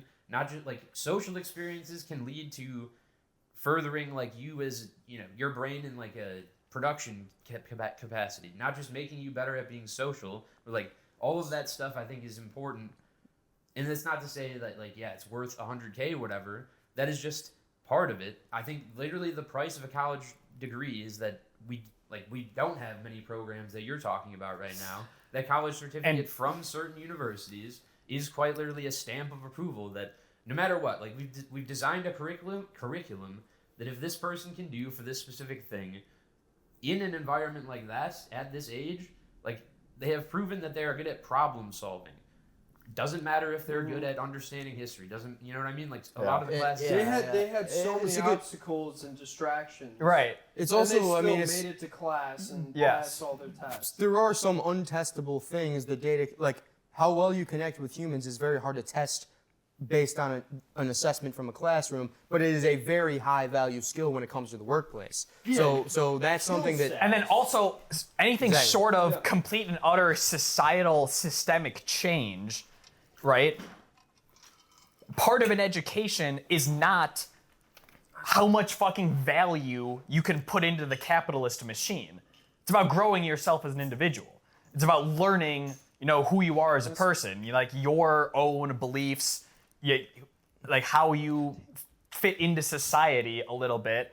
It's not just like, well, the only fucking thing education is good for is the bottom line on one of the Immaculate Seven's bottom line, right? well, so all right, so let's use this. Yes, to you kind of bring in- you could change it, wherein you have these private forms of education where, all right, this is how you apply to get a job here, and you can also sign up for this 2-year essentially daycare where it's basically just group housing, walkable towns where there's a bunch of young people and you can kind of get the college experience without actually having to pay $120,000, but that would require complete and utter systemic change, which we're probably not capable of doing. Okay, so I would say, so when it comes, like, I don't disagree with what you said. I agree with what you said about there is more to a higher education than simply becoming a cog in a capitalist machine. I somewhat agree with that, but I would say I would have agreed with that up until the internet age,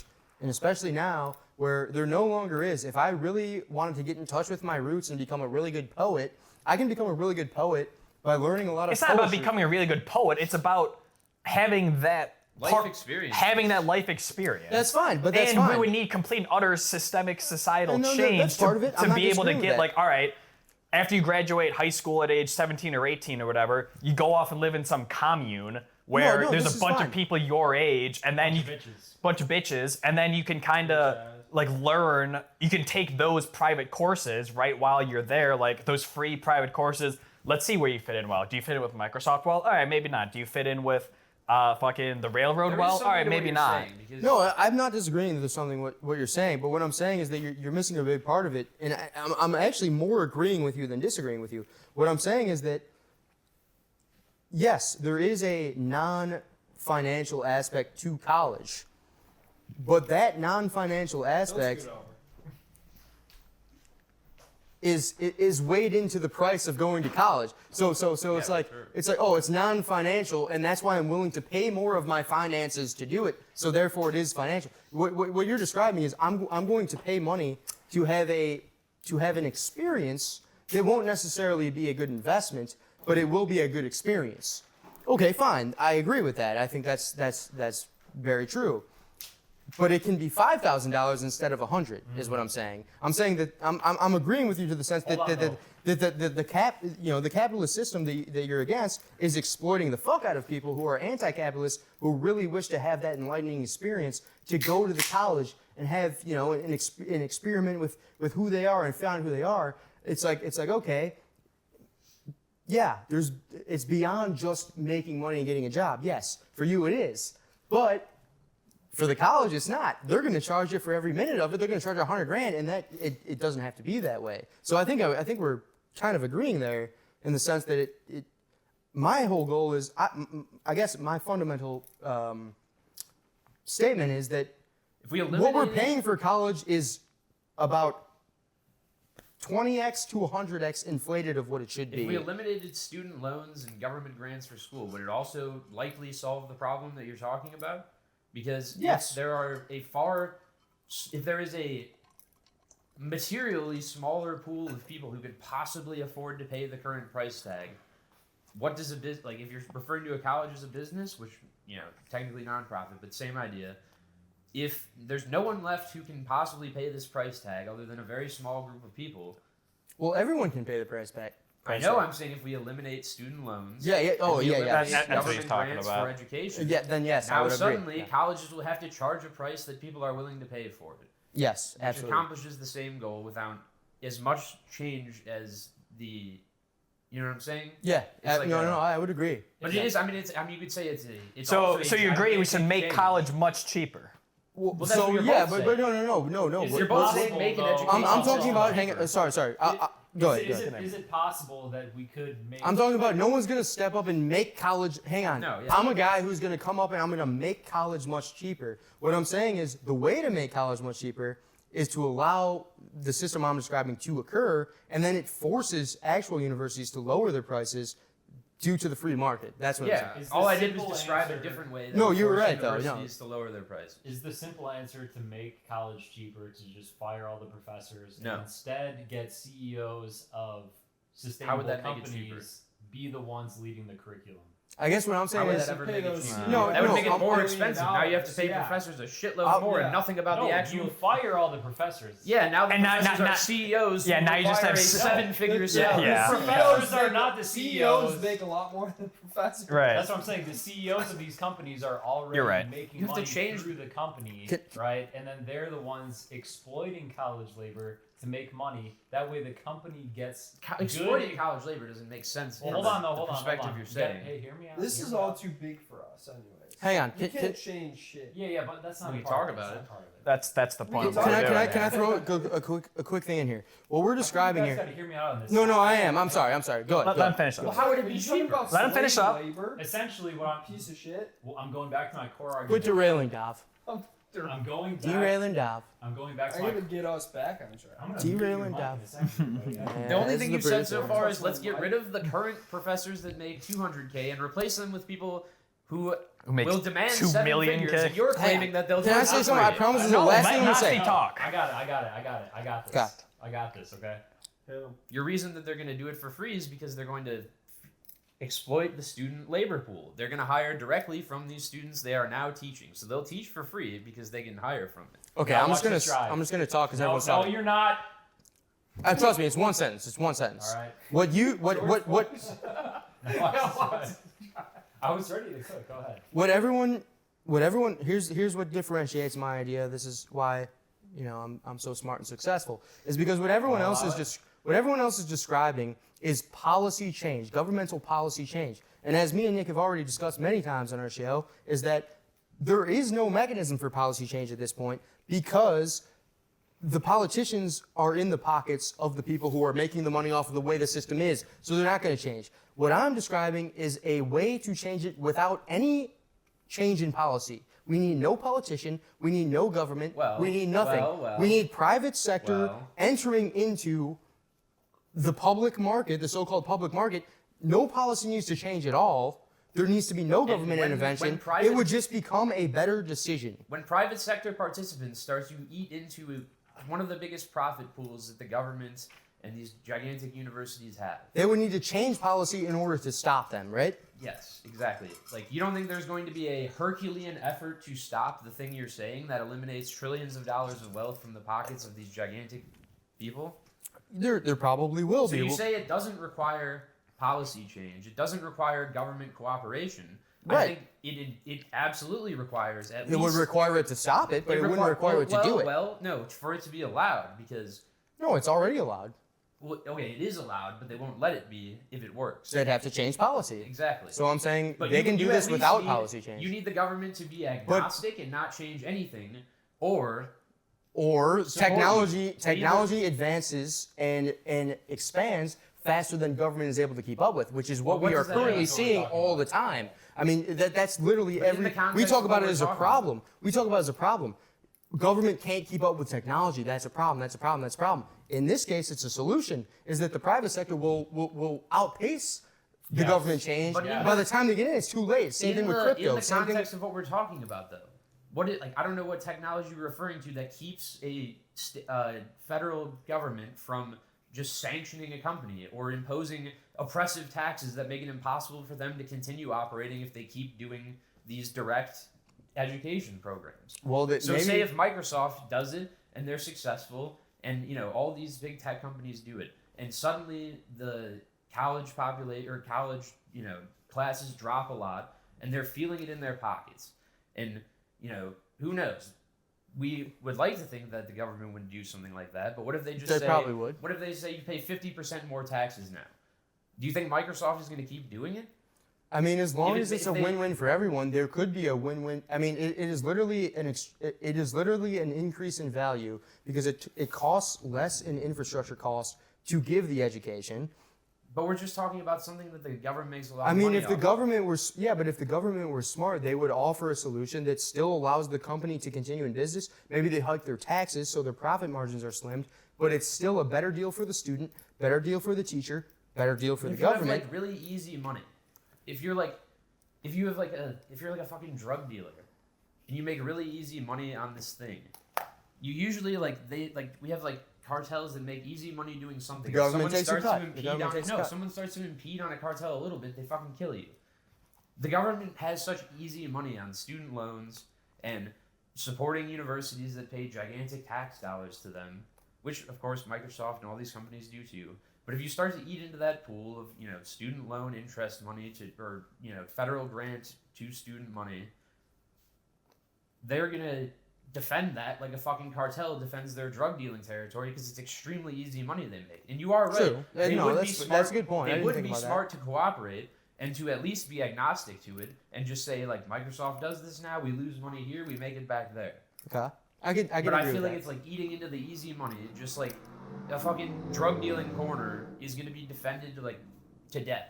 It's gonna be. They'll defend the facilitated, money they make off of the current education system to death. So the only point I'm disagreeing with is that you said we don't need government cooperation.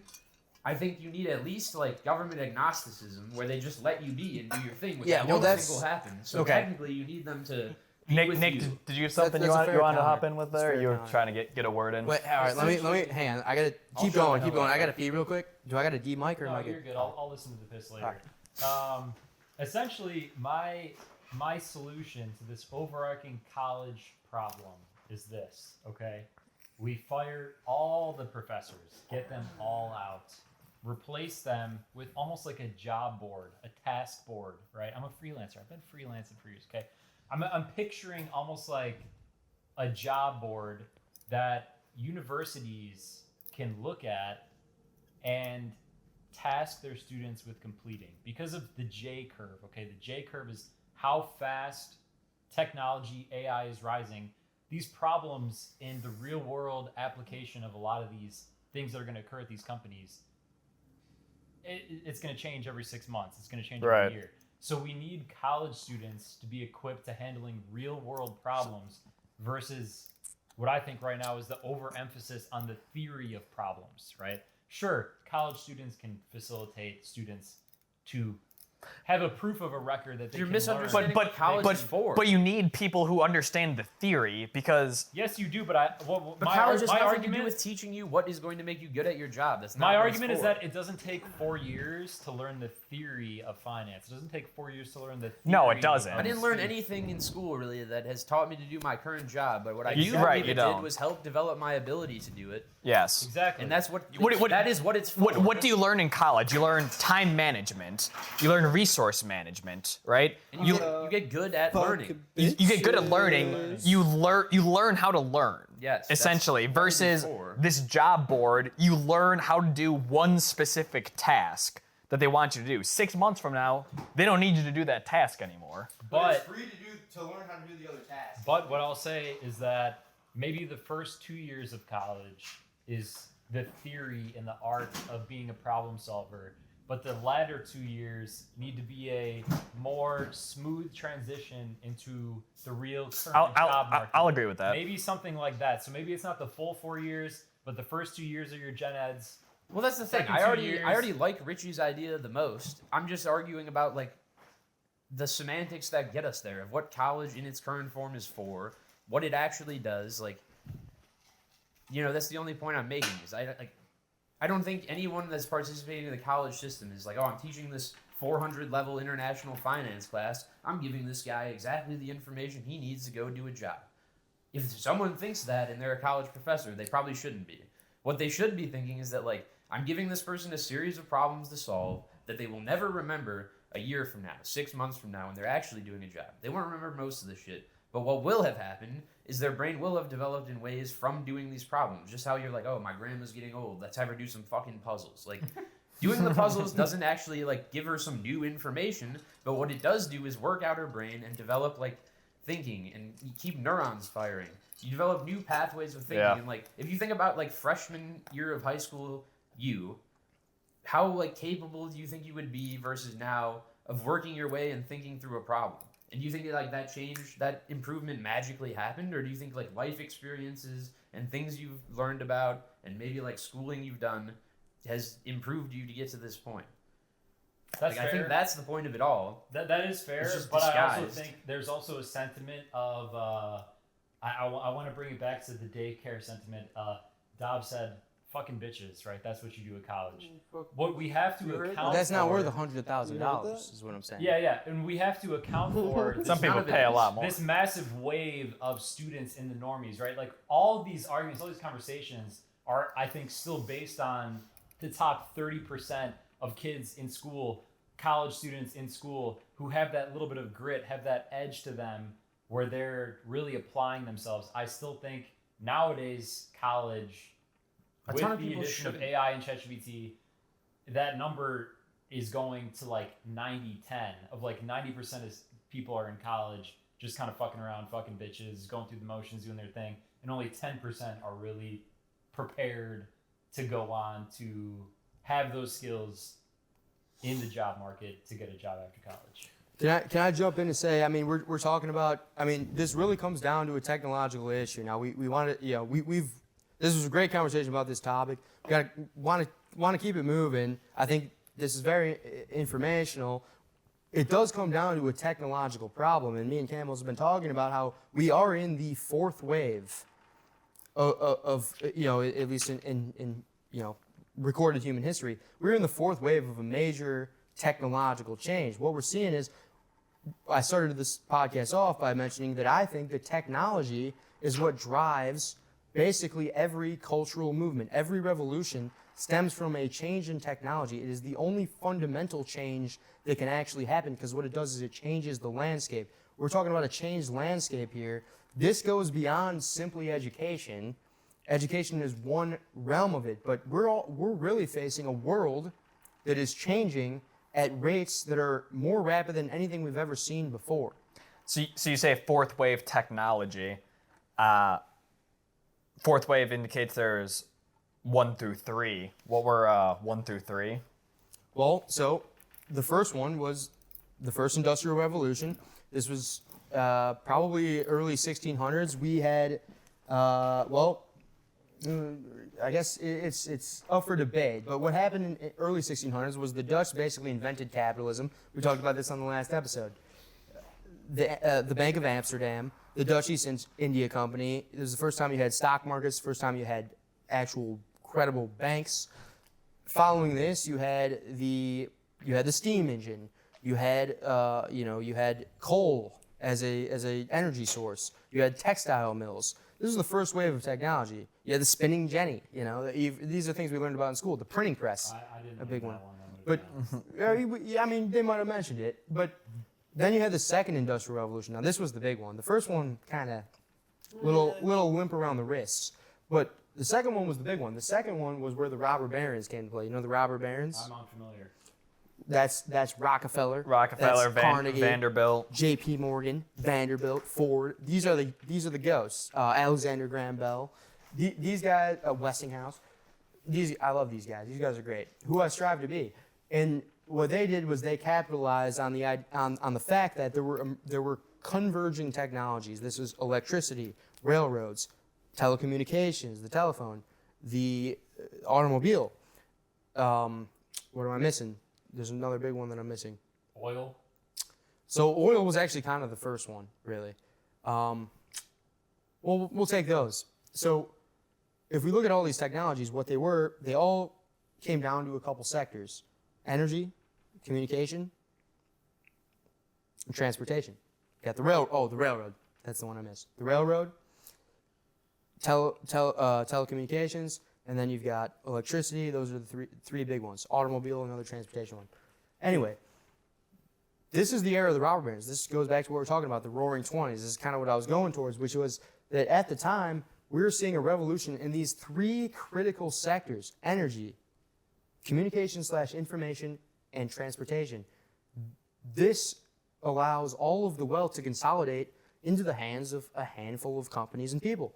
Now, where we are now is that the wealth is consolidated into the hands of a couple companies and people. Why? Because they dominate transportation, energy, and communication. If you look at Elon Musk, he's got transportation on the ground because he's got the cars that drive themselves. He's also in the process of developing transportation to other planets. You know, that's a stated goal at least. Okay? Look at Jeff Bezos. What is he doing? Transportation. It used to be you order something, it gets to you a couple days later. Now it can get to you today or at the very latest tomorrow. These are innovations in transportation. You have innovations in information and communication. These are obvious. Facebook, Google, all of these internet companies, that's what they are. And then what's coming still that we haven't seen yet is energy. And I think when it comes to energy, you're talking about NVIDIA in Taiwan Semiconductor, for one. These are the most energy efficient graphics processing units for AI. You're also going to probably see a lot of nuclear companies, nuclear startups become massive big companies. I think that's very obvious. Goes back to the Roaring '20s, in which we're in the same kind of phase of history. But either way, the Roaring '20s was the second. The third was the internet era, you know, and that was where a lot of these companies started, Apple, Microsoft, all of these. And now we're in the fourth, where what used to be, you know, apps and same-day delivery, things like this, we're now seeing AI, cryptocurrency and blockchain,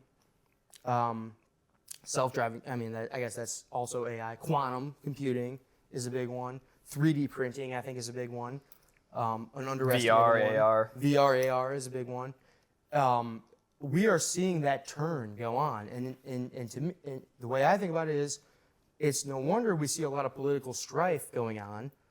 It's for the same reason we saw it back in the 1920s, because it's the same era and they are correlated. Technology, government, and culture do have an interlink. And I think that you know, it comes down to the fact that these technologies, sorry, I know I've been going a little bit of the weave, but last thing I'll say is, I did mention in the beginning, the radio, I think, was a big point of why we saw a lot of political division. It was because it was a one-to-many technology, where one person can talk into the radio and communicate with the entire populace.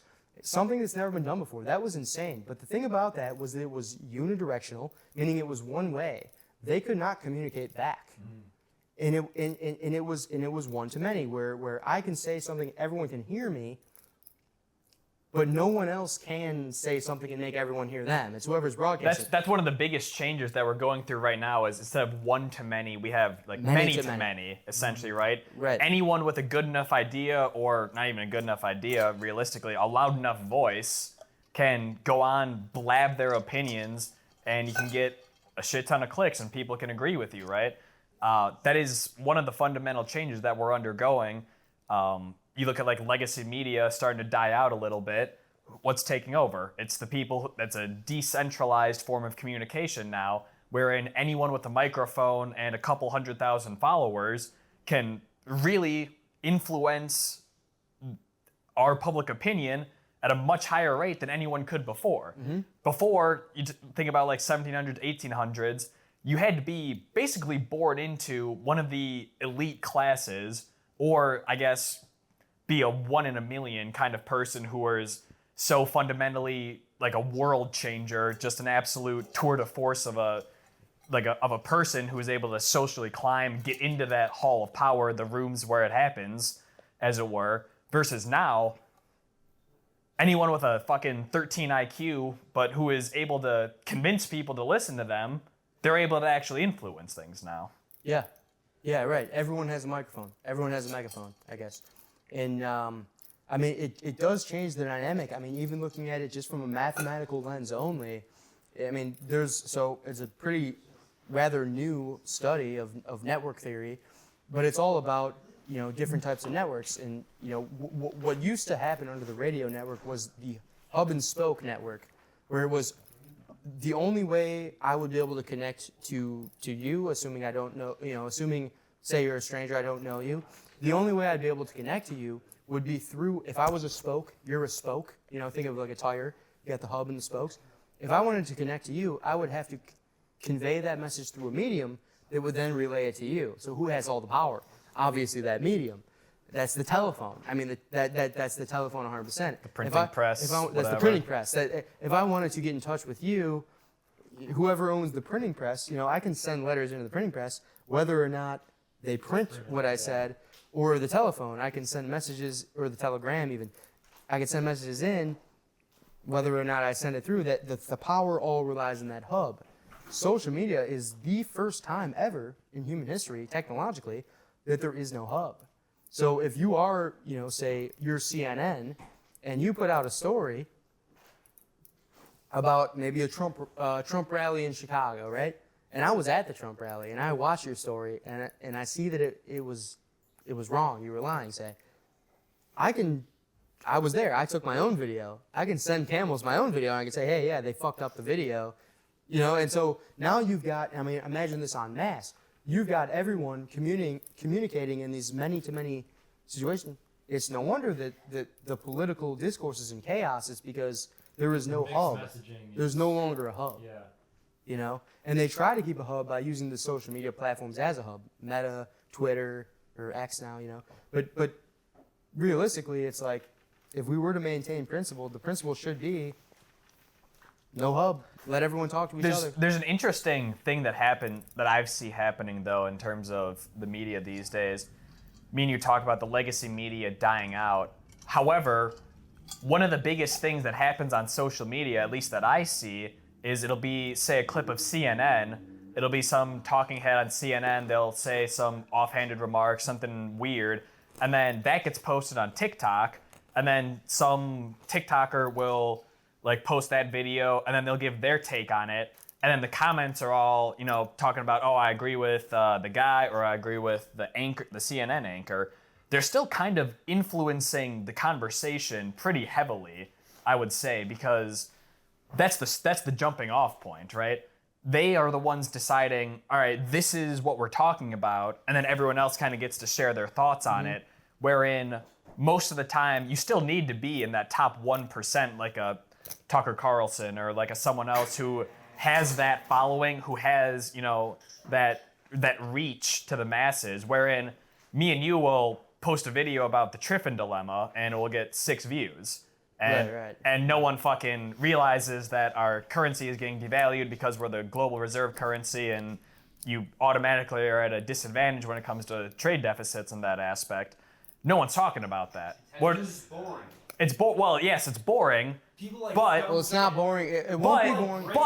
But if you want to talk, you got to get in the film. Jake Tapper was talking about that, if a Fox News host was boring. talking about that, they decide if it's boring or not. They could bring it up. What's more exciting than that? What are they actually talking about? They're talking about Trump tearing down the East Wing to build a ballroom because that gets clicks, because that's what people actually want to fucking talk about. No one really get. I think more $1 billion production. They have $1 billion production company. It took us 4 hours to set this shit up. Whereas You're no Joe Schmo. no hate to my producer here. No hate to our producer. Who I highly appreciate. Who I highly appreciate coming on and helping us I'm out. gonna shut You all took this shit 2 down. hours to park. Let me say, I was listening over there. We're talking about peer-to-peer communication eliminates hubs.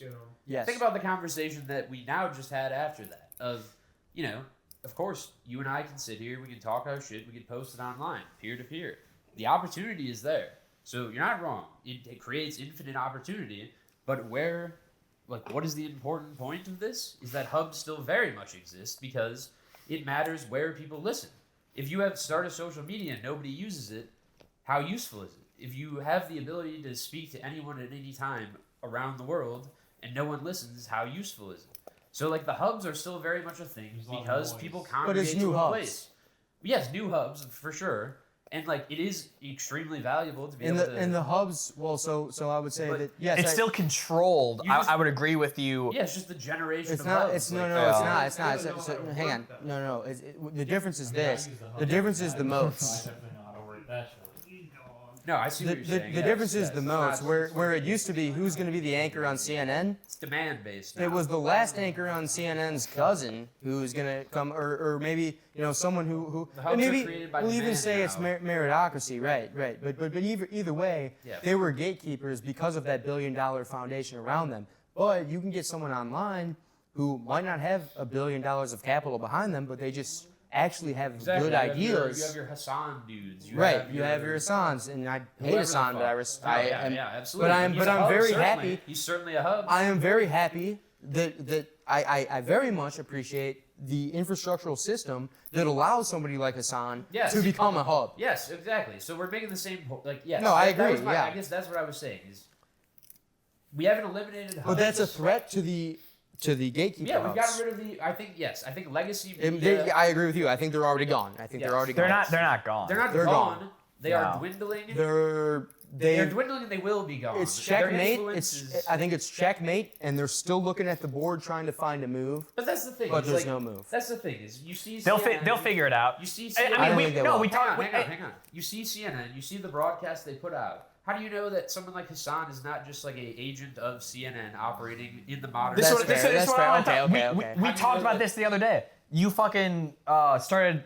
You said I loved all like the podcasters because they were going against the establishment media. Well, That's now, true. Now That's what the true. fuck's happening? They're Yep. getting all their lines fed to them by the establishment media. I know. Yeah, Well, okay, if that's you true. are- if But you are you know what? a You know what's going to happen though. I said that, right? Other people will pop I was up. a long time hopefully. follower of those people.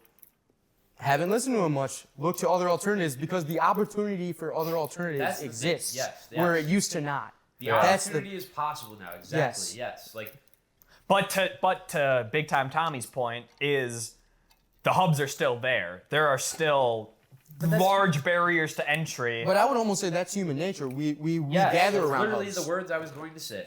It's- Humans will always gather to things. No matter what it is. Like you can be in your high school gym class and like just a group of people purely existing in a thing. Whoever's the there best are going at to the be thing, hubs. Yes. Like it just happens in every single thing. But it's more of a meritocracy now than it used to be. It Agreed. used to be Agreed. gatekeepers where you weren't even allowed to compete unless you knew somebody or had enough money to get through the gates. Now there's no gates. So whoever's the best, it could be some poor person from buttfuck nowhere who starts posting online, becomes the best. Now they're the hub. Okay, Yes. good. But that's good because it was a free the people chose who their hub was instead of being fed the hub. Well, to a certain degree. So, when you say the best, I don't think they're like the people who get popular and control the audience aren't necessarily the best information. They're not. They're the best. They're the best at reaching an audience. They're the though. best They're at the best convincing at you to creating- listen to them. They're the best gaming at. the algorithm. Yeah, but it's still the creating best. a- They're the best at gaming the algorithm. I would agree. What do That's you not call the it? best information. No, it's not. They're the best at creating. Fine, but it doesn't Pure matter. They're best at advocates, something. It's where- better than being the best at nothing. It's better than being cousins of someone who was once the best 100 years ago. I think, Sorry. No. I'm struggling to make the point I was. That's why I stopped. I think the biggest thing they do is much more based in psychology than any sort of like, relevance of what they're talking about. So it doesn't even matter what it is. They could be a fucking banana spokesperson. They could be a political commenting person. I'm trying to draw. Can't think of the words, but the idea is that the most important thing is social control. So you have a dude like Hassan who like I don't know that he's ever been like particularly valuable at presenting information, but what he's been really good at Is is shocking his saying dog. saying certain things that create an audience Create a response, that creates more audience. I want to hop in on. Sorry. Sorry, no, go ahead. Okay, cool. I want to hop in on what Nick was saying about like algorithms and stuff, though. So, all right, you can be some nobody in buttfuck nowhere. You can have the best information, the most accurate, best information, which we just said isn't even all that important these days. You can be the most persuasive, incredible in front of camera. But if what you are saying does not align with that platform, with that algorithm, you will not get clicks. You will Right. not. You will not get views. But there used to be no algorithm or platform for you to even try, and now there is. Now there is. I a bit agree. of a It's change it's in it's head, a step in the right direction. It's I like, can't I disagree heard with this that. from Dave But Smith. I'm still agreeing with Tommy. No, I'm not disagreeing in either. the fact, and kind of with what Nick was saying, in the fact that there are still barriers to entry. You still do have to play ball to a certain extent. That's fine, but it's you less. can't. You have a But shot there's- now. You but didn't have there's a shot less. Yeah, before. it's You better. couldn't do it It's before. getting better. And for that sure. that goes back to my original point, which is that technology always is the stem of all value that's created, and that's what affects everybody. That's what affects government, culture, everyone, because all of a yeah, sudden that point is it's thrown into undisputable. chaos. And so like a great analogy that I heard, I think it was Dave Smith who said this, was that it was like, when you look at the traditional media versus social media, it's almost like seeing a friend who was in a real toxic relationship for years. And now he's out and he's dating around. They broke up, he's out and he's dating around. And it was like, yeah, the girl Often he susceptible to convincing thoughts. yes, but the girl he used to be with sucked. And she was just destroying his life. And now he's out and dating around. And yes, some of the girls he goes on dates with, not the But best. apply that to the guy breaking away from legacy media. That's exactly what I'm talking about. It's the same. Sorry. It's the equivalent. No. That's the metaphor, which is like, it used to be you were in a relationship with one media company that sucked and was toxic and was destroying your life, all you and need. now you've broken up and you're back out on the free market. And yes, don't get me wrong. There's even worse chicks out there. There's even worse media companies out there. They're going to destroy your life even more. But you have a choice now of which media you consume. There's now a choice. You're now on the free market. You're now a choice. I guess That's much better than being shoved.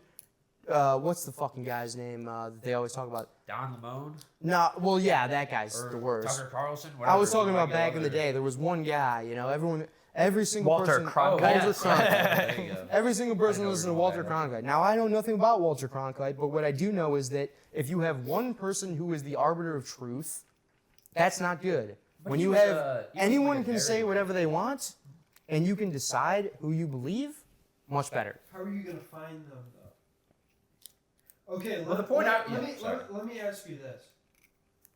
How valuable do you think that your inputs and Camel's inputs are, and this show in general? Do you think this is a very valuable, Let me answer. knowledgeable show? Let me answer. I'd say less than 1/8 billionth. Let me answer. No, I don't think so.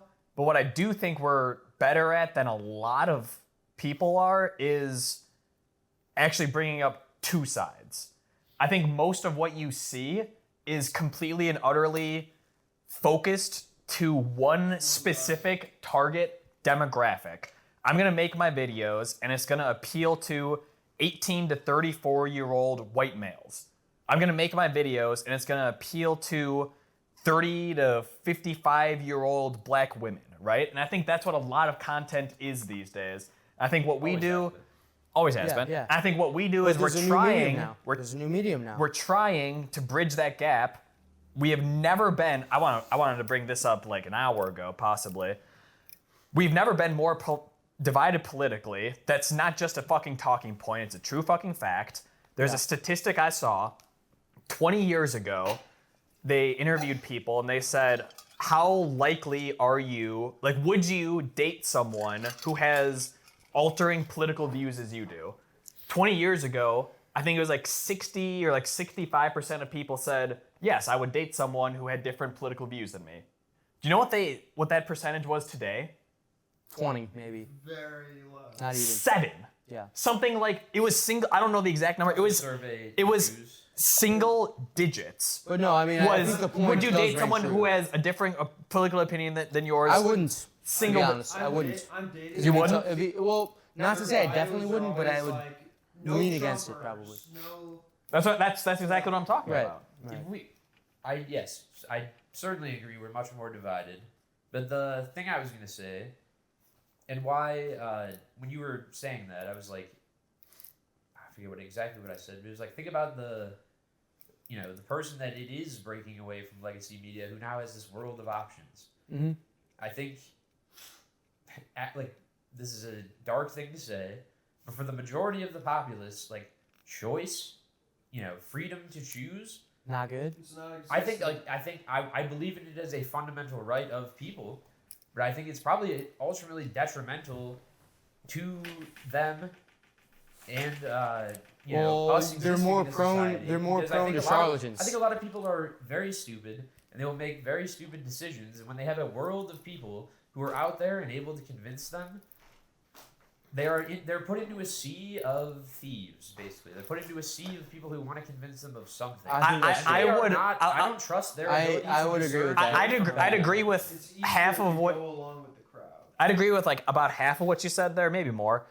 But I still think it's better to have the choice Yes. of who I want to be, you know, propagandized from versus like, all right, I'm either picking Yes. this Yeah, guy or I I'm picking 100% this agree. guy. I agree with Or that.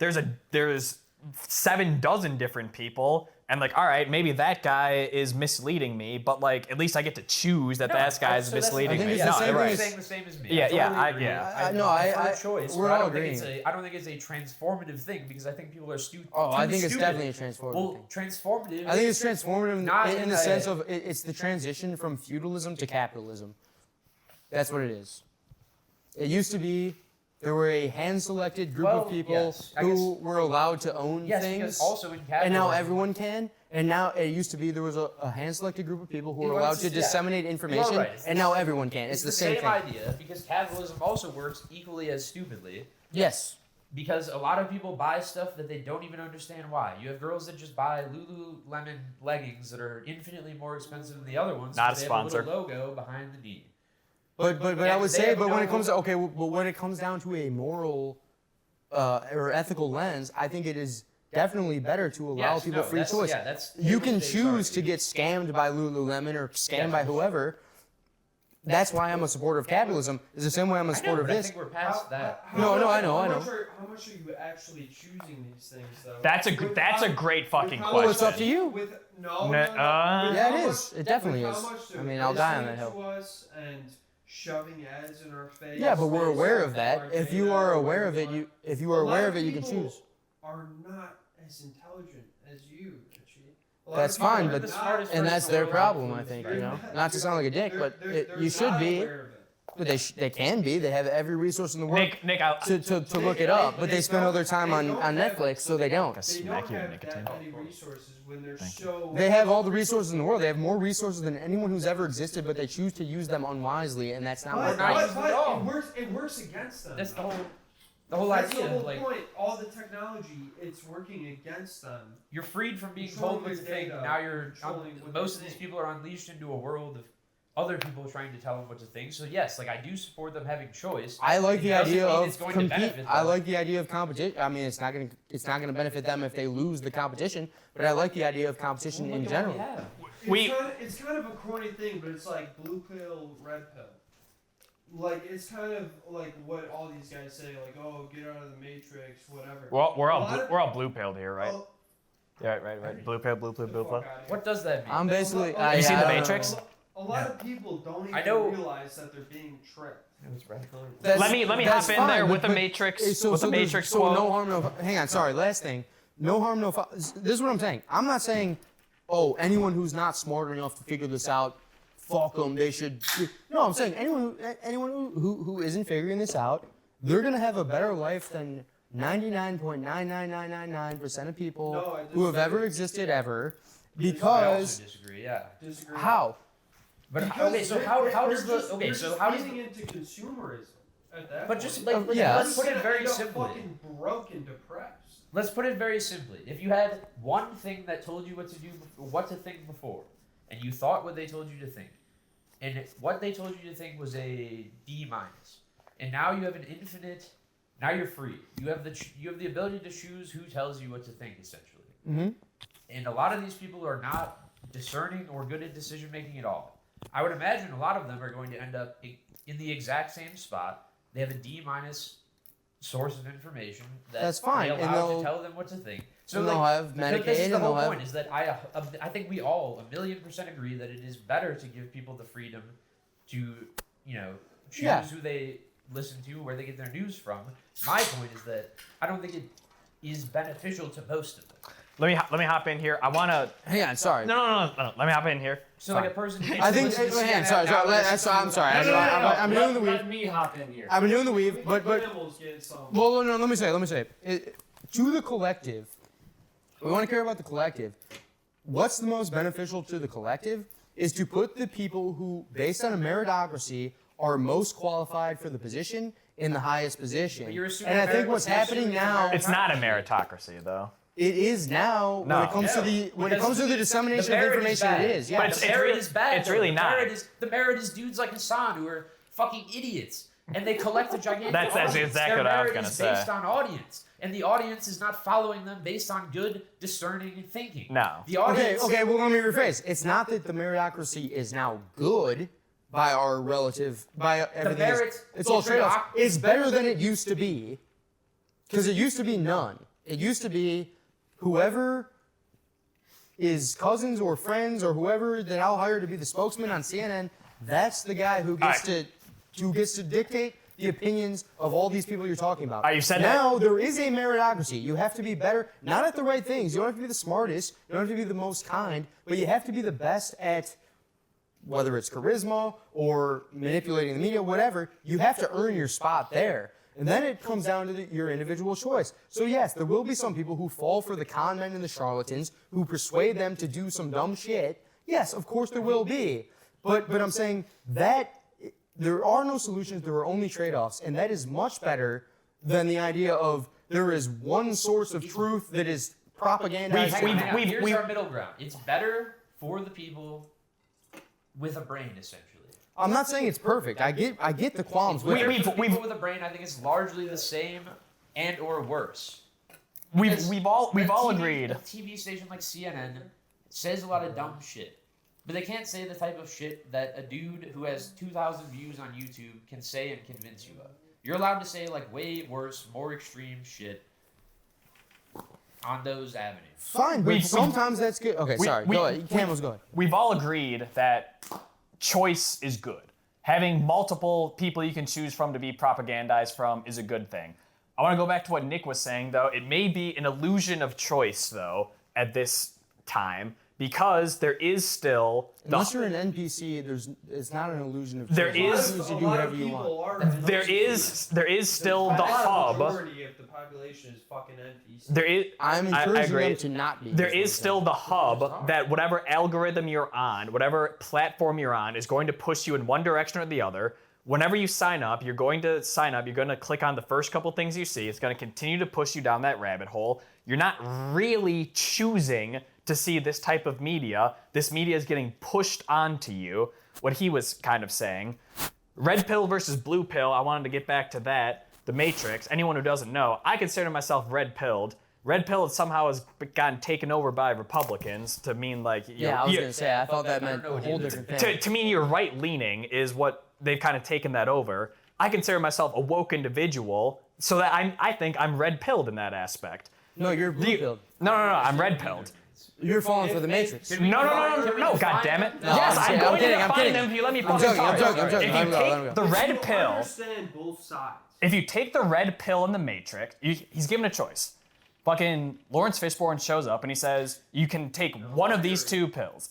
You can take the red pill and you can see how far down this rabbit hole goes. You can learn the truth. Yeah. The truth being the Matrix is a facade, it's a wool over your eyes. It's something that they conceive, it's kind of like an algorithm, to show you exactly what you're supposed to show. It's clear why they both claim red pill. Or you can take the blue pill, you wake back up in your home the next day, you forget everything that you just learned, and you continue living your fucking normal life. So I would consider myself a red-pilled individual because I'm woke, because I can fucking open my eyes and see the world around me, But I would see it for its lies, see it for its deceit, and see what's actually fucking going on. Okay, so it's I very was- clear why both I would strongly sides claim disagree. to be I red think the pill term then. woke has been so like. I has. think Good well, for you. I would strongly disagree simply because, I mean, and this is a great debate, by the way, too. No disrespect. I would say that woke has become a sarcastic word. This sure, person's yeah. woke means that they believe everything that the media tells them. That This- is- that's That's what what woke the opposite means. of woke is supposed to mean. I Woke know, is I It's know. become woke sarcastic means- because woke it's a means- self-proclaimed term. It's a Woke means self-proclaimed I'm term. awake, I'm self-aware. Yes, that's you- what red, that's what red Right, pill right. means too. Yes, the left claim to be self-aware, but they have fallen for every fucking Exactly, scam that the yeah. media has put on them. You know, and I'm not saying that's the truth, but I'm just saying from the alternative side, That that's is the why point woke that is now a they're saying. meme. It originally Maybe. started as a Republican thing, as just kind of like questioning everything, and then somehow it transferred over to like Democrats saying like, "Oh, you're woke if you recognize racism." Like, and Well, it was meant to be a just kinda compliment, let but them- it kind of turned into an insult. But I would say that also, I mean, and to be fair, when they talk about the woke right, that 100% exists. I'm seeing that more than ever on the right now too. When you've got guys who are coming around saying we need to, like, you know, we've talked about Matt Walsh. Yeah, he's been on. I was a big fan of Matt Walsh. He's going around saying we need to unify with the alt right. We need to come to an agreement. We need to come to solidarity. I'm very much against solidarity as If an you're an extremist, fuck you. well, that's what I mean, and Yeah. I'm very Knows much solidarity. against for any political party or any organization. I'm very much against optimizing for solidarity because I think that's dumb. I think you optimize for truth at the cost of solidarity, Well, and that makes you better. I guess what I want to say is that if you identify yourself as a member of either political party, you are inherently not woke. You cannot be by that type of definition. You cannot be red-pilled if you ally yourself with a group of people who maybe you agree with a few things they say, but surely they're going to say things you don't agree with. And if you choose to continue to label yourself as that, then you inherently cannot be what you're claiming to be. You can't be woke. You cannot be red-pilled. If you think for yourself and you choose to say fuck either political party, I don't think that's a smart system. I think it's an extremely Woke stupid and red system. pill are supposed to mean the same thing. And now it's been like And you could- taken over by each side. If you're woke, you're left. If you're red pilled, you're right. Originally, it's supposed to mean the same damn thing. It's supposed to mean I see through the facade. Language is a funny thing. It sometimes. is. It is. It, Yeah, it, well, it, it's it easily absolutely manipulated. is. It's Yeah, easily easily manipulated.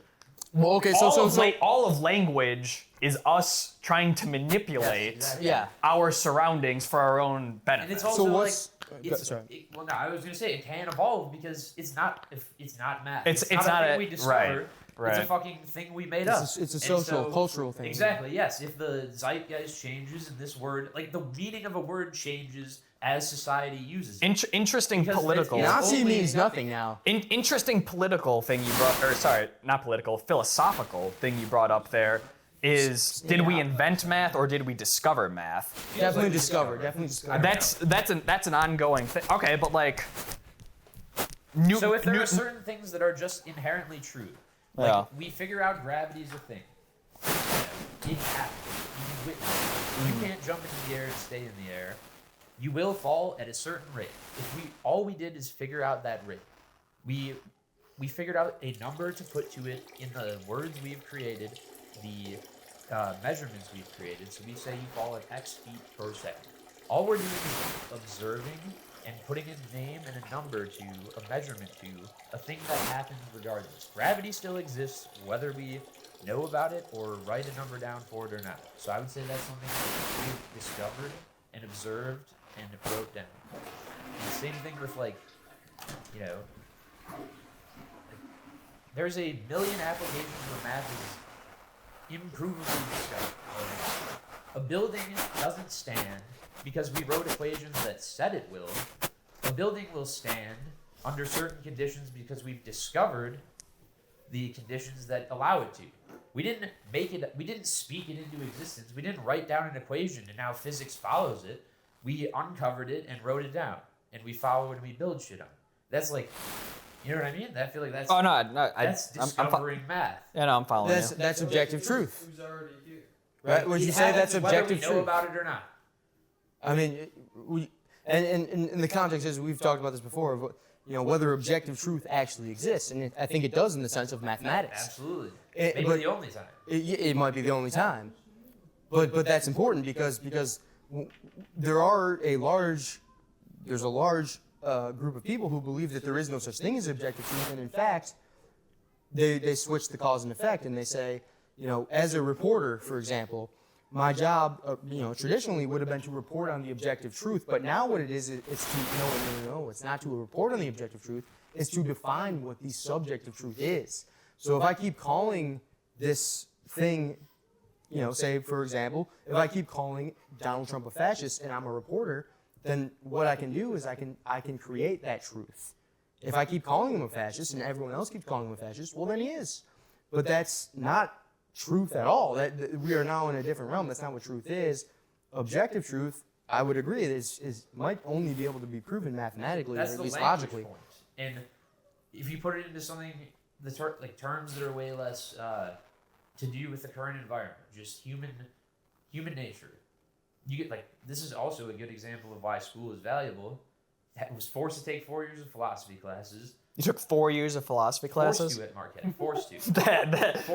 that is awesome. Here's an application though. Is something I thought of, I think as a junior in college, sitting in one of these classes, having these type of debates, is that this is a language issue. If you want to talk about, okay, is it morally correct to kill someone that raped your daughter and got out of prison and now you killed the dude? Is that from outside? We're talking about objective truths. It's like Oh, it was like from the we're just putting a word, we're putting a boundary on a concept that exceeds boundaries. So you know what I mean? In that type of situation, a moral rightness shouldn't be fenced in. Because is it wrong to kill people? Yes. It is wrong to murder a person. Well, Is it wrong to rape someone? Yes, of course. If you're, if this person does this wrong thing to your daughter, someone you love, whatever, and you enact justice, are you right or wrong? You are wrong for murdering them, but are you less Are you wrong morally on wrong? some Yeah, spectrum Well, of in wrongness? terms of morality, I don't think objective truth exists. That's what I'm saying. Because I don't think you can make any blanket statement that is objectively morally correct. I mean, would you say Here's the human easiest- life? The point I of mean, that there, is I would think gray there's area. no. I don't think there's a finite. I would agree that there's That's no language. objective correct. I'm a moral relativist, as you are, and so I don't think there's a something. It's like every time you do this ever, it's wrong. I don't think that exists. But what I do think is that if you're trying to organize a system, you should organize a system that is going to Yes. to make the least amount of people suffer. Standardization. Yeah, yeah. Standardization has to And be I think, blankets, it has to be- and that's what, and I've made this argument many times, but I think that the idea of some of these centralized planning systems tend to be both economically and morally inferior, simply 100% because. of the time they will be. Yes, you I can't mean, develop for a lack of standardized but system that is perfect for everyone that has to exist under it. right. But when you're in, I guess that, yes. So you got to the end of the point I was making, but the middle part is kind of that we sit there in a philosophy class and we discuss this type of thing, and it probably should occur to everyone that this is a made-up problem we're having. We're trying to apply a yes or no, a binary term. Is this right or wrong to this thing?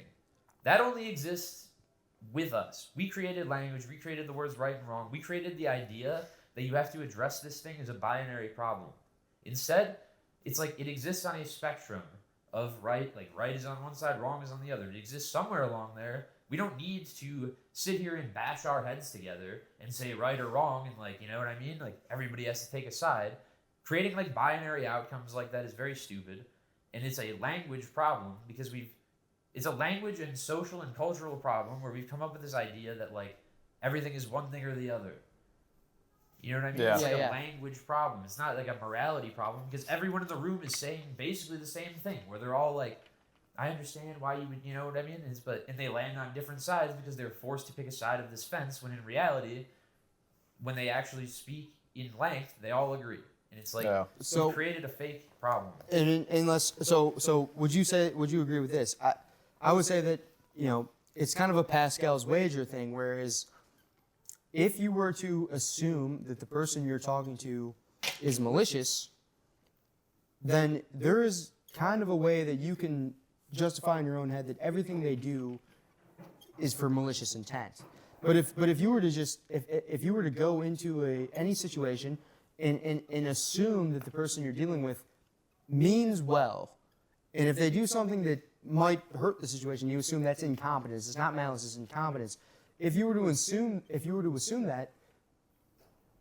that assumption alone would most likely drive you to a better outcome, simply because who the fuck is out there wanting to be the bad guy? I feel like it's very rare for someone to be out there who's like thinking like, yeah, I know I'm bad. I want to be bad. I want everybody else to suffer. That gives me a kick. Those are called psychopaths. There are some of them. Yeah, sociopaths. There are some of them. Don't get me wrong. But you can't go into a situation assuming that the person is a sociopath. You have to assume that they mean the best, and they may just have a different perspective or a different viewpoint. And I think when it comes to the right versus left conflict, I think a lot of that is that the other side, we have reached a point of no return where both sides now assume, prior to even meeting, that if I'm on the left and you support Trump, you're a bad person. Yeah, that's the fucking issue. But it used to be you're an incompetent person. It used to be That's how I, yes. when there used to be debates. Remember when there was debates? No. They used to have debates because the point of a debate is to try to, for one, test your own opinion because it might be wrong, and see if it holds up to scrutiny, and also to challenge the other's opinion to see if theirs holds up to scrutiny. But the entire premise of a debate depends on the idea of we are both out for good. Like I think this is better, you think this is better, but both Giving of the us benefit of the doubt. both of us want better, you know? Now it's gotten to the point where it's like they're not even debating anymore. It's now I don't even want to debate you because I know that you want worse. Yeah. And that's both sides. That's bad. That's civil strife. Extremely bad. It's also the knowledge. So many people don't know anything.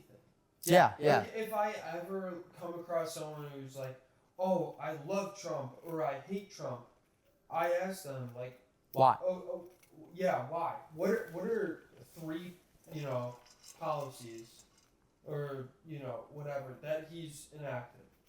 Mm-hmm. Tell me anything that he's done, bad or good." And they just don't know.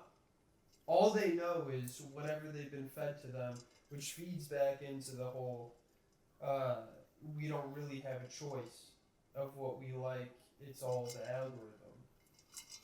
So many people don't actually even know This is NPCs we're talking about now. why they like what they like or don't like what they don't like.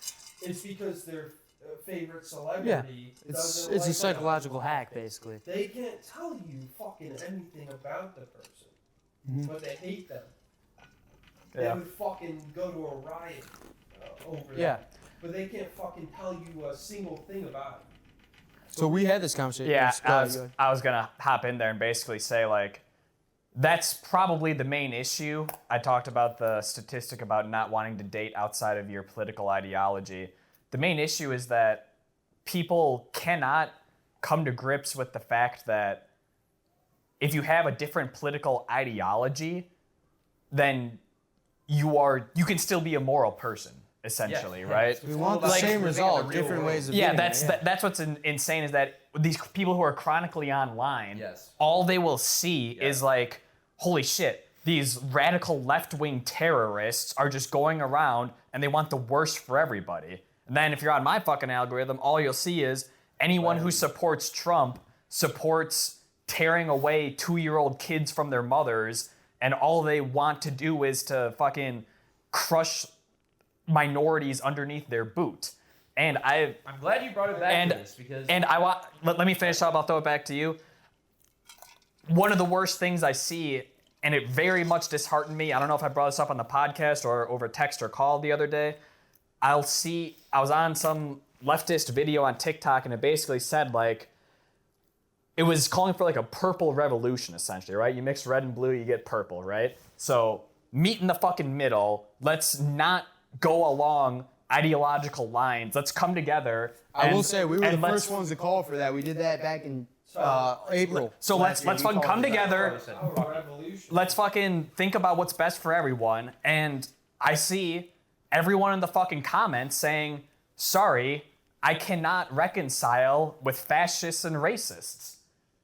And that's what the left thinks of the right. They think everyone who supports Trump is in favor of militarization in fucking our cities, is in favor of racist policies, and that's what legitimately what they think is 150 million people hate everyone else. Well, wait, no. This is wait, hang on, and that's sorry. my issue. This is actually like a very, very important point, because what you're describing is a product of what we were just talking about, which is it seems like everyone hates that, but I guarantee you it's the same conceptual idea of the silent majority, which is it used to be the idea of the silent majority was that the left makes a lot of noise, but then they lose elections because a lot of the Republicans don't speak up, and I don't think it's a left Republican thing anymore. I think the silent majority has shifted towards what you're describing, a purple revolution. That's the silent majority. And it seems like online, if you were to call for that, you would be outcasted. You'd be the bad one. But that's just because of the loud minority. Which is the polarization of both sides. Right. And what I want to say, those two will end up getting along. Those comments that I read, because they're all nuts, probably weren't real fucking people. Also They were probably fucking bots. They were probably some dude in Russia found the video at 0 likes, made 13 different comments across 13 different accounts saying, sorry, I'll never fucking support a fascist or a racist. And then they'll hop on the next video they see that's some like Republican leaning thing and say like, sorry, I'll never be able to agree with people who want to fucking kill our commentators in broad daylight. I mean, that has a lot of threads to my disagreement of current media landscape of being a meritocracy is because you can have Russian, Chinese, whatever, Finnish, whoever's bots that go out and put those ideas out and they spam a lot of likes on them, and you have susceptible people who now take that as what they believe because they're stupid and they just they want to be a part of this left or right crowd, whatever the talking points are. They see people that get a lot of likes, they see these ideas on Twitter that get a shit ton of likes that are put out by bots, and they follow it, and now that becomes reality. It's like the concept of hyper reality. Yeah. That is a thing that happens. But also going back to a thing I've been wanting to say for a minute, when you're talking about there are very few people who actually are like, oh, I'm evil, I do evil in the world, except sociopaths. I would argue even the worst person you can imagine, in their own mind, sociopath doesn't know they are. A billion times. Sociopath doesn't know they are a sociopath. Yeah. You can, I always give the fucking military example of like the Saving Private Ryan type scene where the dudes are on top of each other, looking into each other's eyes, and realize like, this guy has existed in a world where everyone he's ever met, everything that has been around him has told him that like this is what these people are. They're the bad guys. This is his world.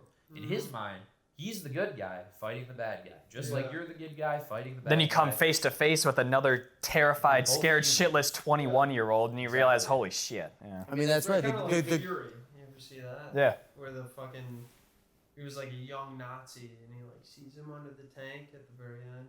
It lets him go. And he's like, he sees that he's also just kind of like a kid. Yeah. And he's like, it's all clear down there. I mean, the good versus evil dynamic has to go because it's obviously not correct, and that's the overarching theme of everything we're talking about. Is that is the primary means for control of the populace. Exactly. For every government in the world of all time ever, and it will exist for as long as organized governments exist. Good versus evil is the quintessential kind of philosophical debate. But look at now. I mean, here's the thing, and this goes back to, I mean, we've talked about this many times before, but what do you think's happening now? For all of America's existence, we've had not all. Back in the 1800s, we didn't, and we got in a civil war. And then after that, we did have a foreign enemy because we were good, they were evil. And then there was another foreign enemy, and we were good, they were evil. Brothers, though. And then they were fucking convinced that that was good. That was good versus evil as well. That's what I'm saying. Yeah. No, I'm saying since the first Civil War, it's always been good versus evil, but the evil has been a foreign power. And then back in the early 90s, they were calling it the end of history. Remember, you know what I'm talking about? They were called. It was a common thing. It was during the Clinton era, during the globalization era. The end of history because there's no more wars. We won the Cold War. America runs the world now. It's the end of history because there's no more war. What they didn't realize, they thought wars were over culture. They thought wars were over economies. wars are human nature. And so what ended up happening is now human nature needs an enemy, and there is no enemy. So who do we make our enemy? Ourselves. Pretty good spot to, I think, wrap us up. Anyone have any my- final yes. thoughts? My final thought, Yeah. expanding on what I said and what you just said, is that it is very interesting to think about that we're. So if you think about, like, does a plant know it's a plant and it's alive, and like, does it have thoughts? Like, we think in our heads we're all so powerful, having these ideas, recognizing all these things that are happening, but we are just cogs in everything we're talking about. We're talking about methods of control of a populace. We're the populace. You know what I mean? Right.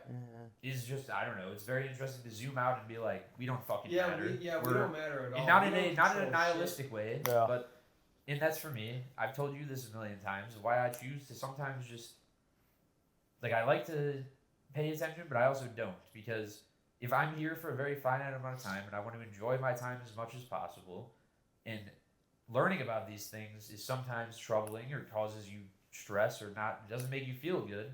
Sometimes I want to just ignore understanding what the world is, understanding politics, paying attention to what's happening. I want to just like Escape. I've told you a million times I would like, go be a fucking fisherman in Mexico or something. That'd be pretty cool. Where I don't have to. Ignorance is bliss. Yeah. I guess I don't know. That would be the. I don't know. My general thought of all that we've talked about is like, it's very cool to talk about all this stuff, but then ultimately, it's like the ants talk, or an ant in a colony talking about itself or something. So that is what we're doing. I would consider myself almost like an optimistic nihilist, because I do kind of believe that, for the most part, nothing really has much meaning. I don't really think my life has much meaning. I don't really think this conversation is probably going to change the fucking political spectrum. However, It's fun. I can remain optimistic. I can remain in my own belief that I can have a good life, that things can work out for me, even if it doesn't have any overarching, thematic meaning in the grand scale of the universe. You can still enjoy it. I heard that term like a year ago, Yeah. and I realized like, oh shit, that's what I am. Yeah. Can I jump and let's not. So you Fi- haven't fi- talked in a while. Yeah, Final thoughts? Bitch. I mean, I'm still kind of hung up on the whole education thing. I think we should just fire all the professors. Yeah, I think we're gonna stop thinking about it. I mean, if you want, Final thoughts? if you want to ask my opinion, I think final thoughts my ass. I think we're just getting started, but This is 3 episodes worth, by the way. that's what I'm saying. We might as well keep it riding. But if we were to do final thoughts, I would say this. It's not really much of a final thought. It's more of an opening for more thoughts. But I would say this. I would kind of, I not to say I disagree, because I do agree with the premise. I disagree with so say we agree on the foundation. I disagree with the action to do then. My idea it comes down to, I do believe that there is an objective truth, and I believe the closer you get to an objective truth, the more successful, the more happy, the more enjoyable, the more valuable your life will be. Simply if you want to because talk objective truth, you're a fucking animal programmed with Precisely. chemicals that release when you do things that encourage the species. So That's the basically- objective truth. I mean, but that's also what I'm trying to say. no, I'm But then and I'm objective agreeing. truth also becomes pick what the fuck you want to do at a certain point. No, because that's not objective. That's subjective. If you pick what's objective, if you pick what's true, that's subjective. If you base it on a scientific but you theory, then it's won't objective. you won't be any happier if you I think you would be. if you adhere to objective truth is pretty fucking brutal for the most part. Right, but It it's doesn't better make you a to- happier individual It's better- chasing it. If you understand that it's real and you accept it, I think you might be, because then you can better align yourself with the world that you live in. I think that is foundational. And I guess my point being is not to disagree, though. I do kind of agree with the point, which is that I guess no, let me take that back. I disagree with the point. I don't think that the goal is happiness. Maybe that's the disagreement. I don't think the goal is happiness. I think the goal is fulfillment. And you can lie to yourself and be happy, or you can accept that the idea of and I'm not saying that you can get there, I will never know what the objective truth is. I fully understand that. But my goal is to get as close as I can. And I gain happiness by getting closer. When I say happiness, I don't mean a fleeting happiness like drugs and loose women.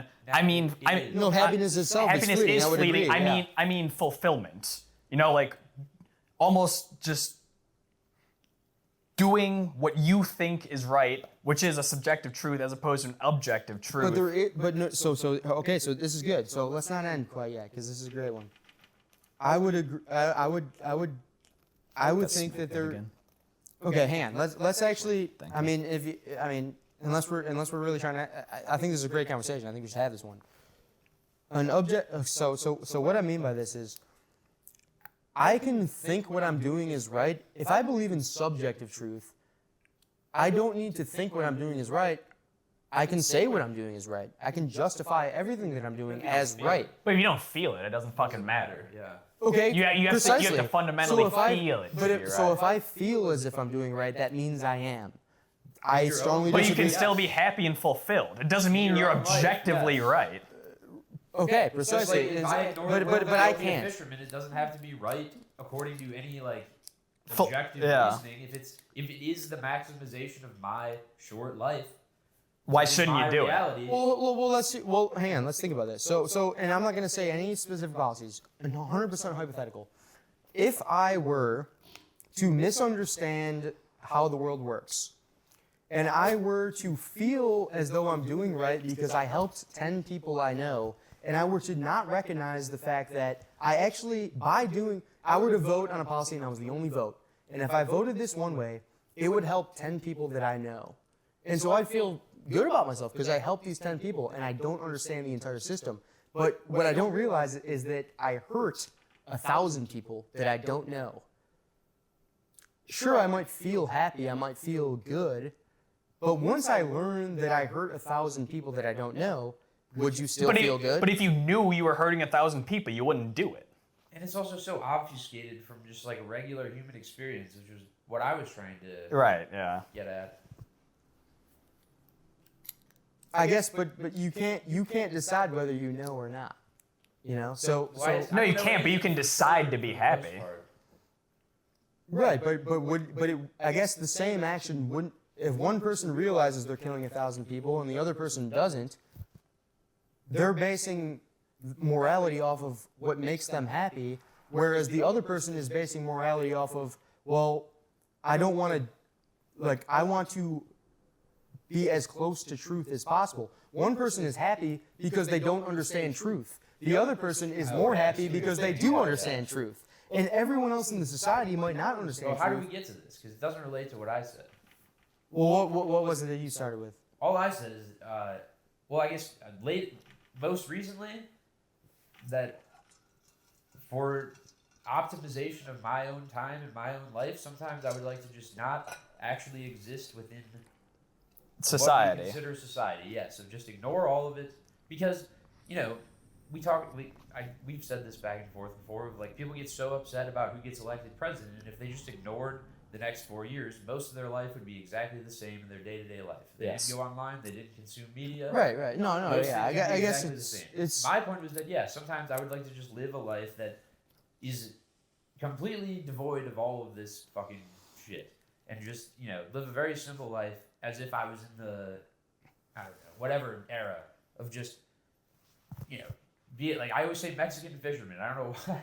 well, that's a good. I like Cancun. I like going to Mexico. Well, there's a good story about the Mexican fisherman, which is that there's a Mexican fisherman and Rich he has dude. he has It a plays family. into Tommy's point. Yeah. Yeah, exactly. No, it does. Play it out. Well, so someone comes up to him and he's like, how many fish do you catch a day? And he says, I catch 4. I catch 1 for me, 1 for my wife, and 1 for each of my 2 children. Wow, And he says, well, hey, how about this? Why don't I hire you? You can get on my bigger boat, more poles, and you can catch 16 a day. And then you'll be able to sell the other 12. Eventually, you'll be able to start your own business. Then you'll be catching, 200 a day. Scale that up, you'll have multiple boats.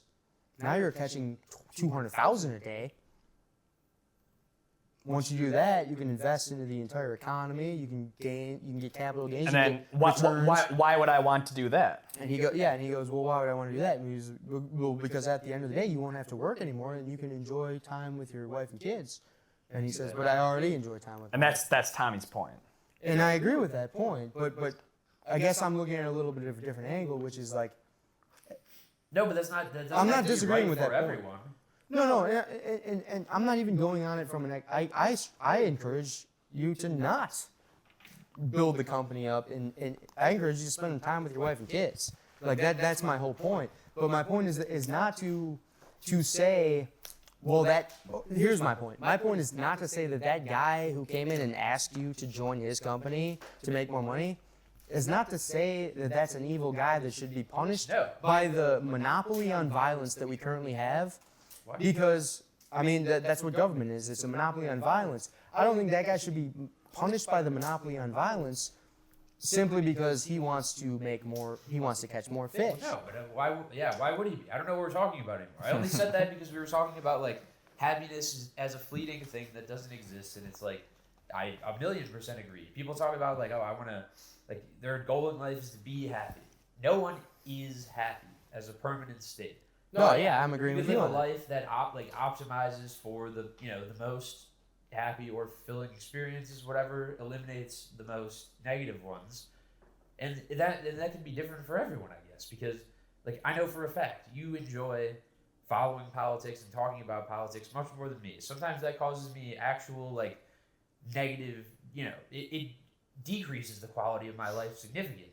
And Well, I'd that's say where the same with sports to you. I Exactly, can't keep yes, up with yes. sports. But that's what I mean. Is it doesn't have to be the same for everyone. So truth is I agree. subjective. We agree. No, I don't mean that. I just No, mean- no. That's the point that I'm making the point against. I wasn't arguing with you. I was arguing with you. I was saying truth is I don't want to objective. make a more overarching point, I guess. My only point is that, like, however you choose to, like, everybody can optimize their life differently for what is most beneficial to them. But I guess the objective truth point is that you are just an animal that has. You are internal constrained programming by the laws of that physics and human nature.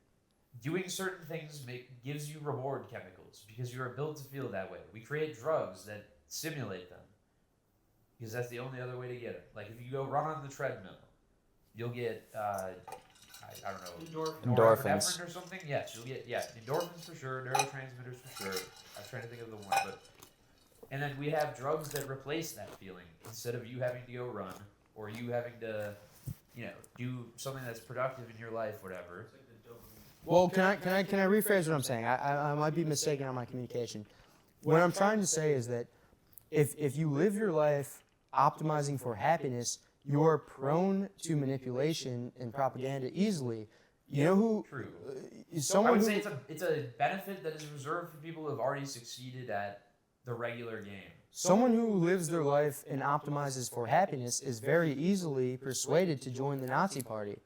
Someone who lives their life and optimizes for truth, yes, of course. I mean, I think that's obvious. I think that, of course, because if you think happiness is the goal, or to feel good about yourself is the goal, well, if I had enough power, I could easily convince you that by doing something very, very evil, that it's actually right. But if you have no principle, if you have no sense of objective truth, then it's very easy to persuade you. That's why I believe in the idea of objective truth, because there is an objective truth, and it depends on what you're optimizing for. Yes. It No, I know is we are. kinda I know we different are. points. I'm not saying I'm not disagreeing with the you. style of thinking I'm talking about is reserved. I was disagreeing with you. I wasn't disagreeing with you. I was disagreeing with camels, but. Yes, the thing I'm saying is reserved for mostly intellectually discerning people, I think, because of course, if you have a dude who committed 3 robberies as a 14-year-old and served a prison term from 15 to 18 where he stabbed a guy and whatever, somehow gets out in our justice system, and now he works at Wendy's, and his version of what brings happiness is probably so far skewed. I mean, there's some people who get happy from hurting other people. Like, I don't think everyone should. Yes, exactly. I don't think everyone it's hedonism. I don't think everyone should live Hedonism, essentially a hedonistic lifestyle. But I think if you are, like the way I'm describing it, if you're discerning enough and I guess past I don't know, pacifistic and. But you're not. No one is. Well, if I literally do nothing, I change nothing. Like if you think that me existing in society would change a lot based on like my one vote or whatever, It might. well then I mean that's just a ridiculous understanding of probability and statistics.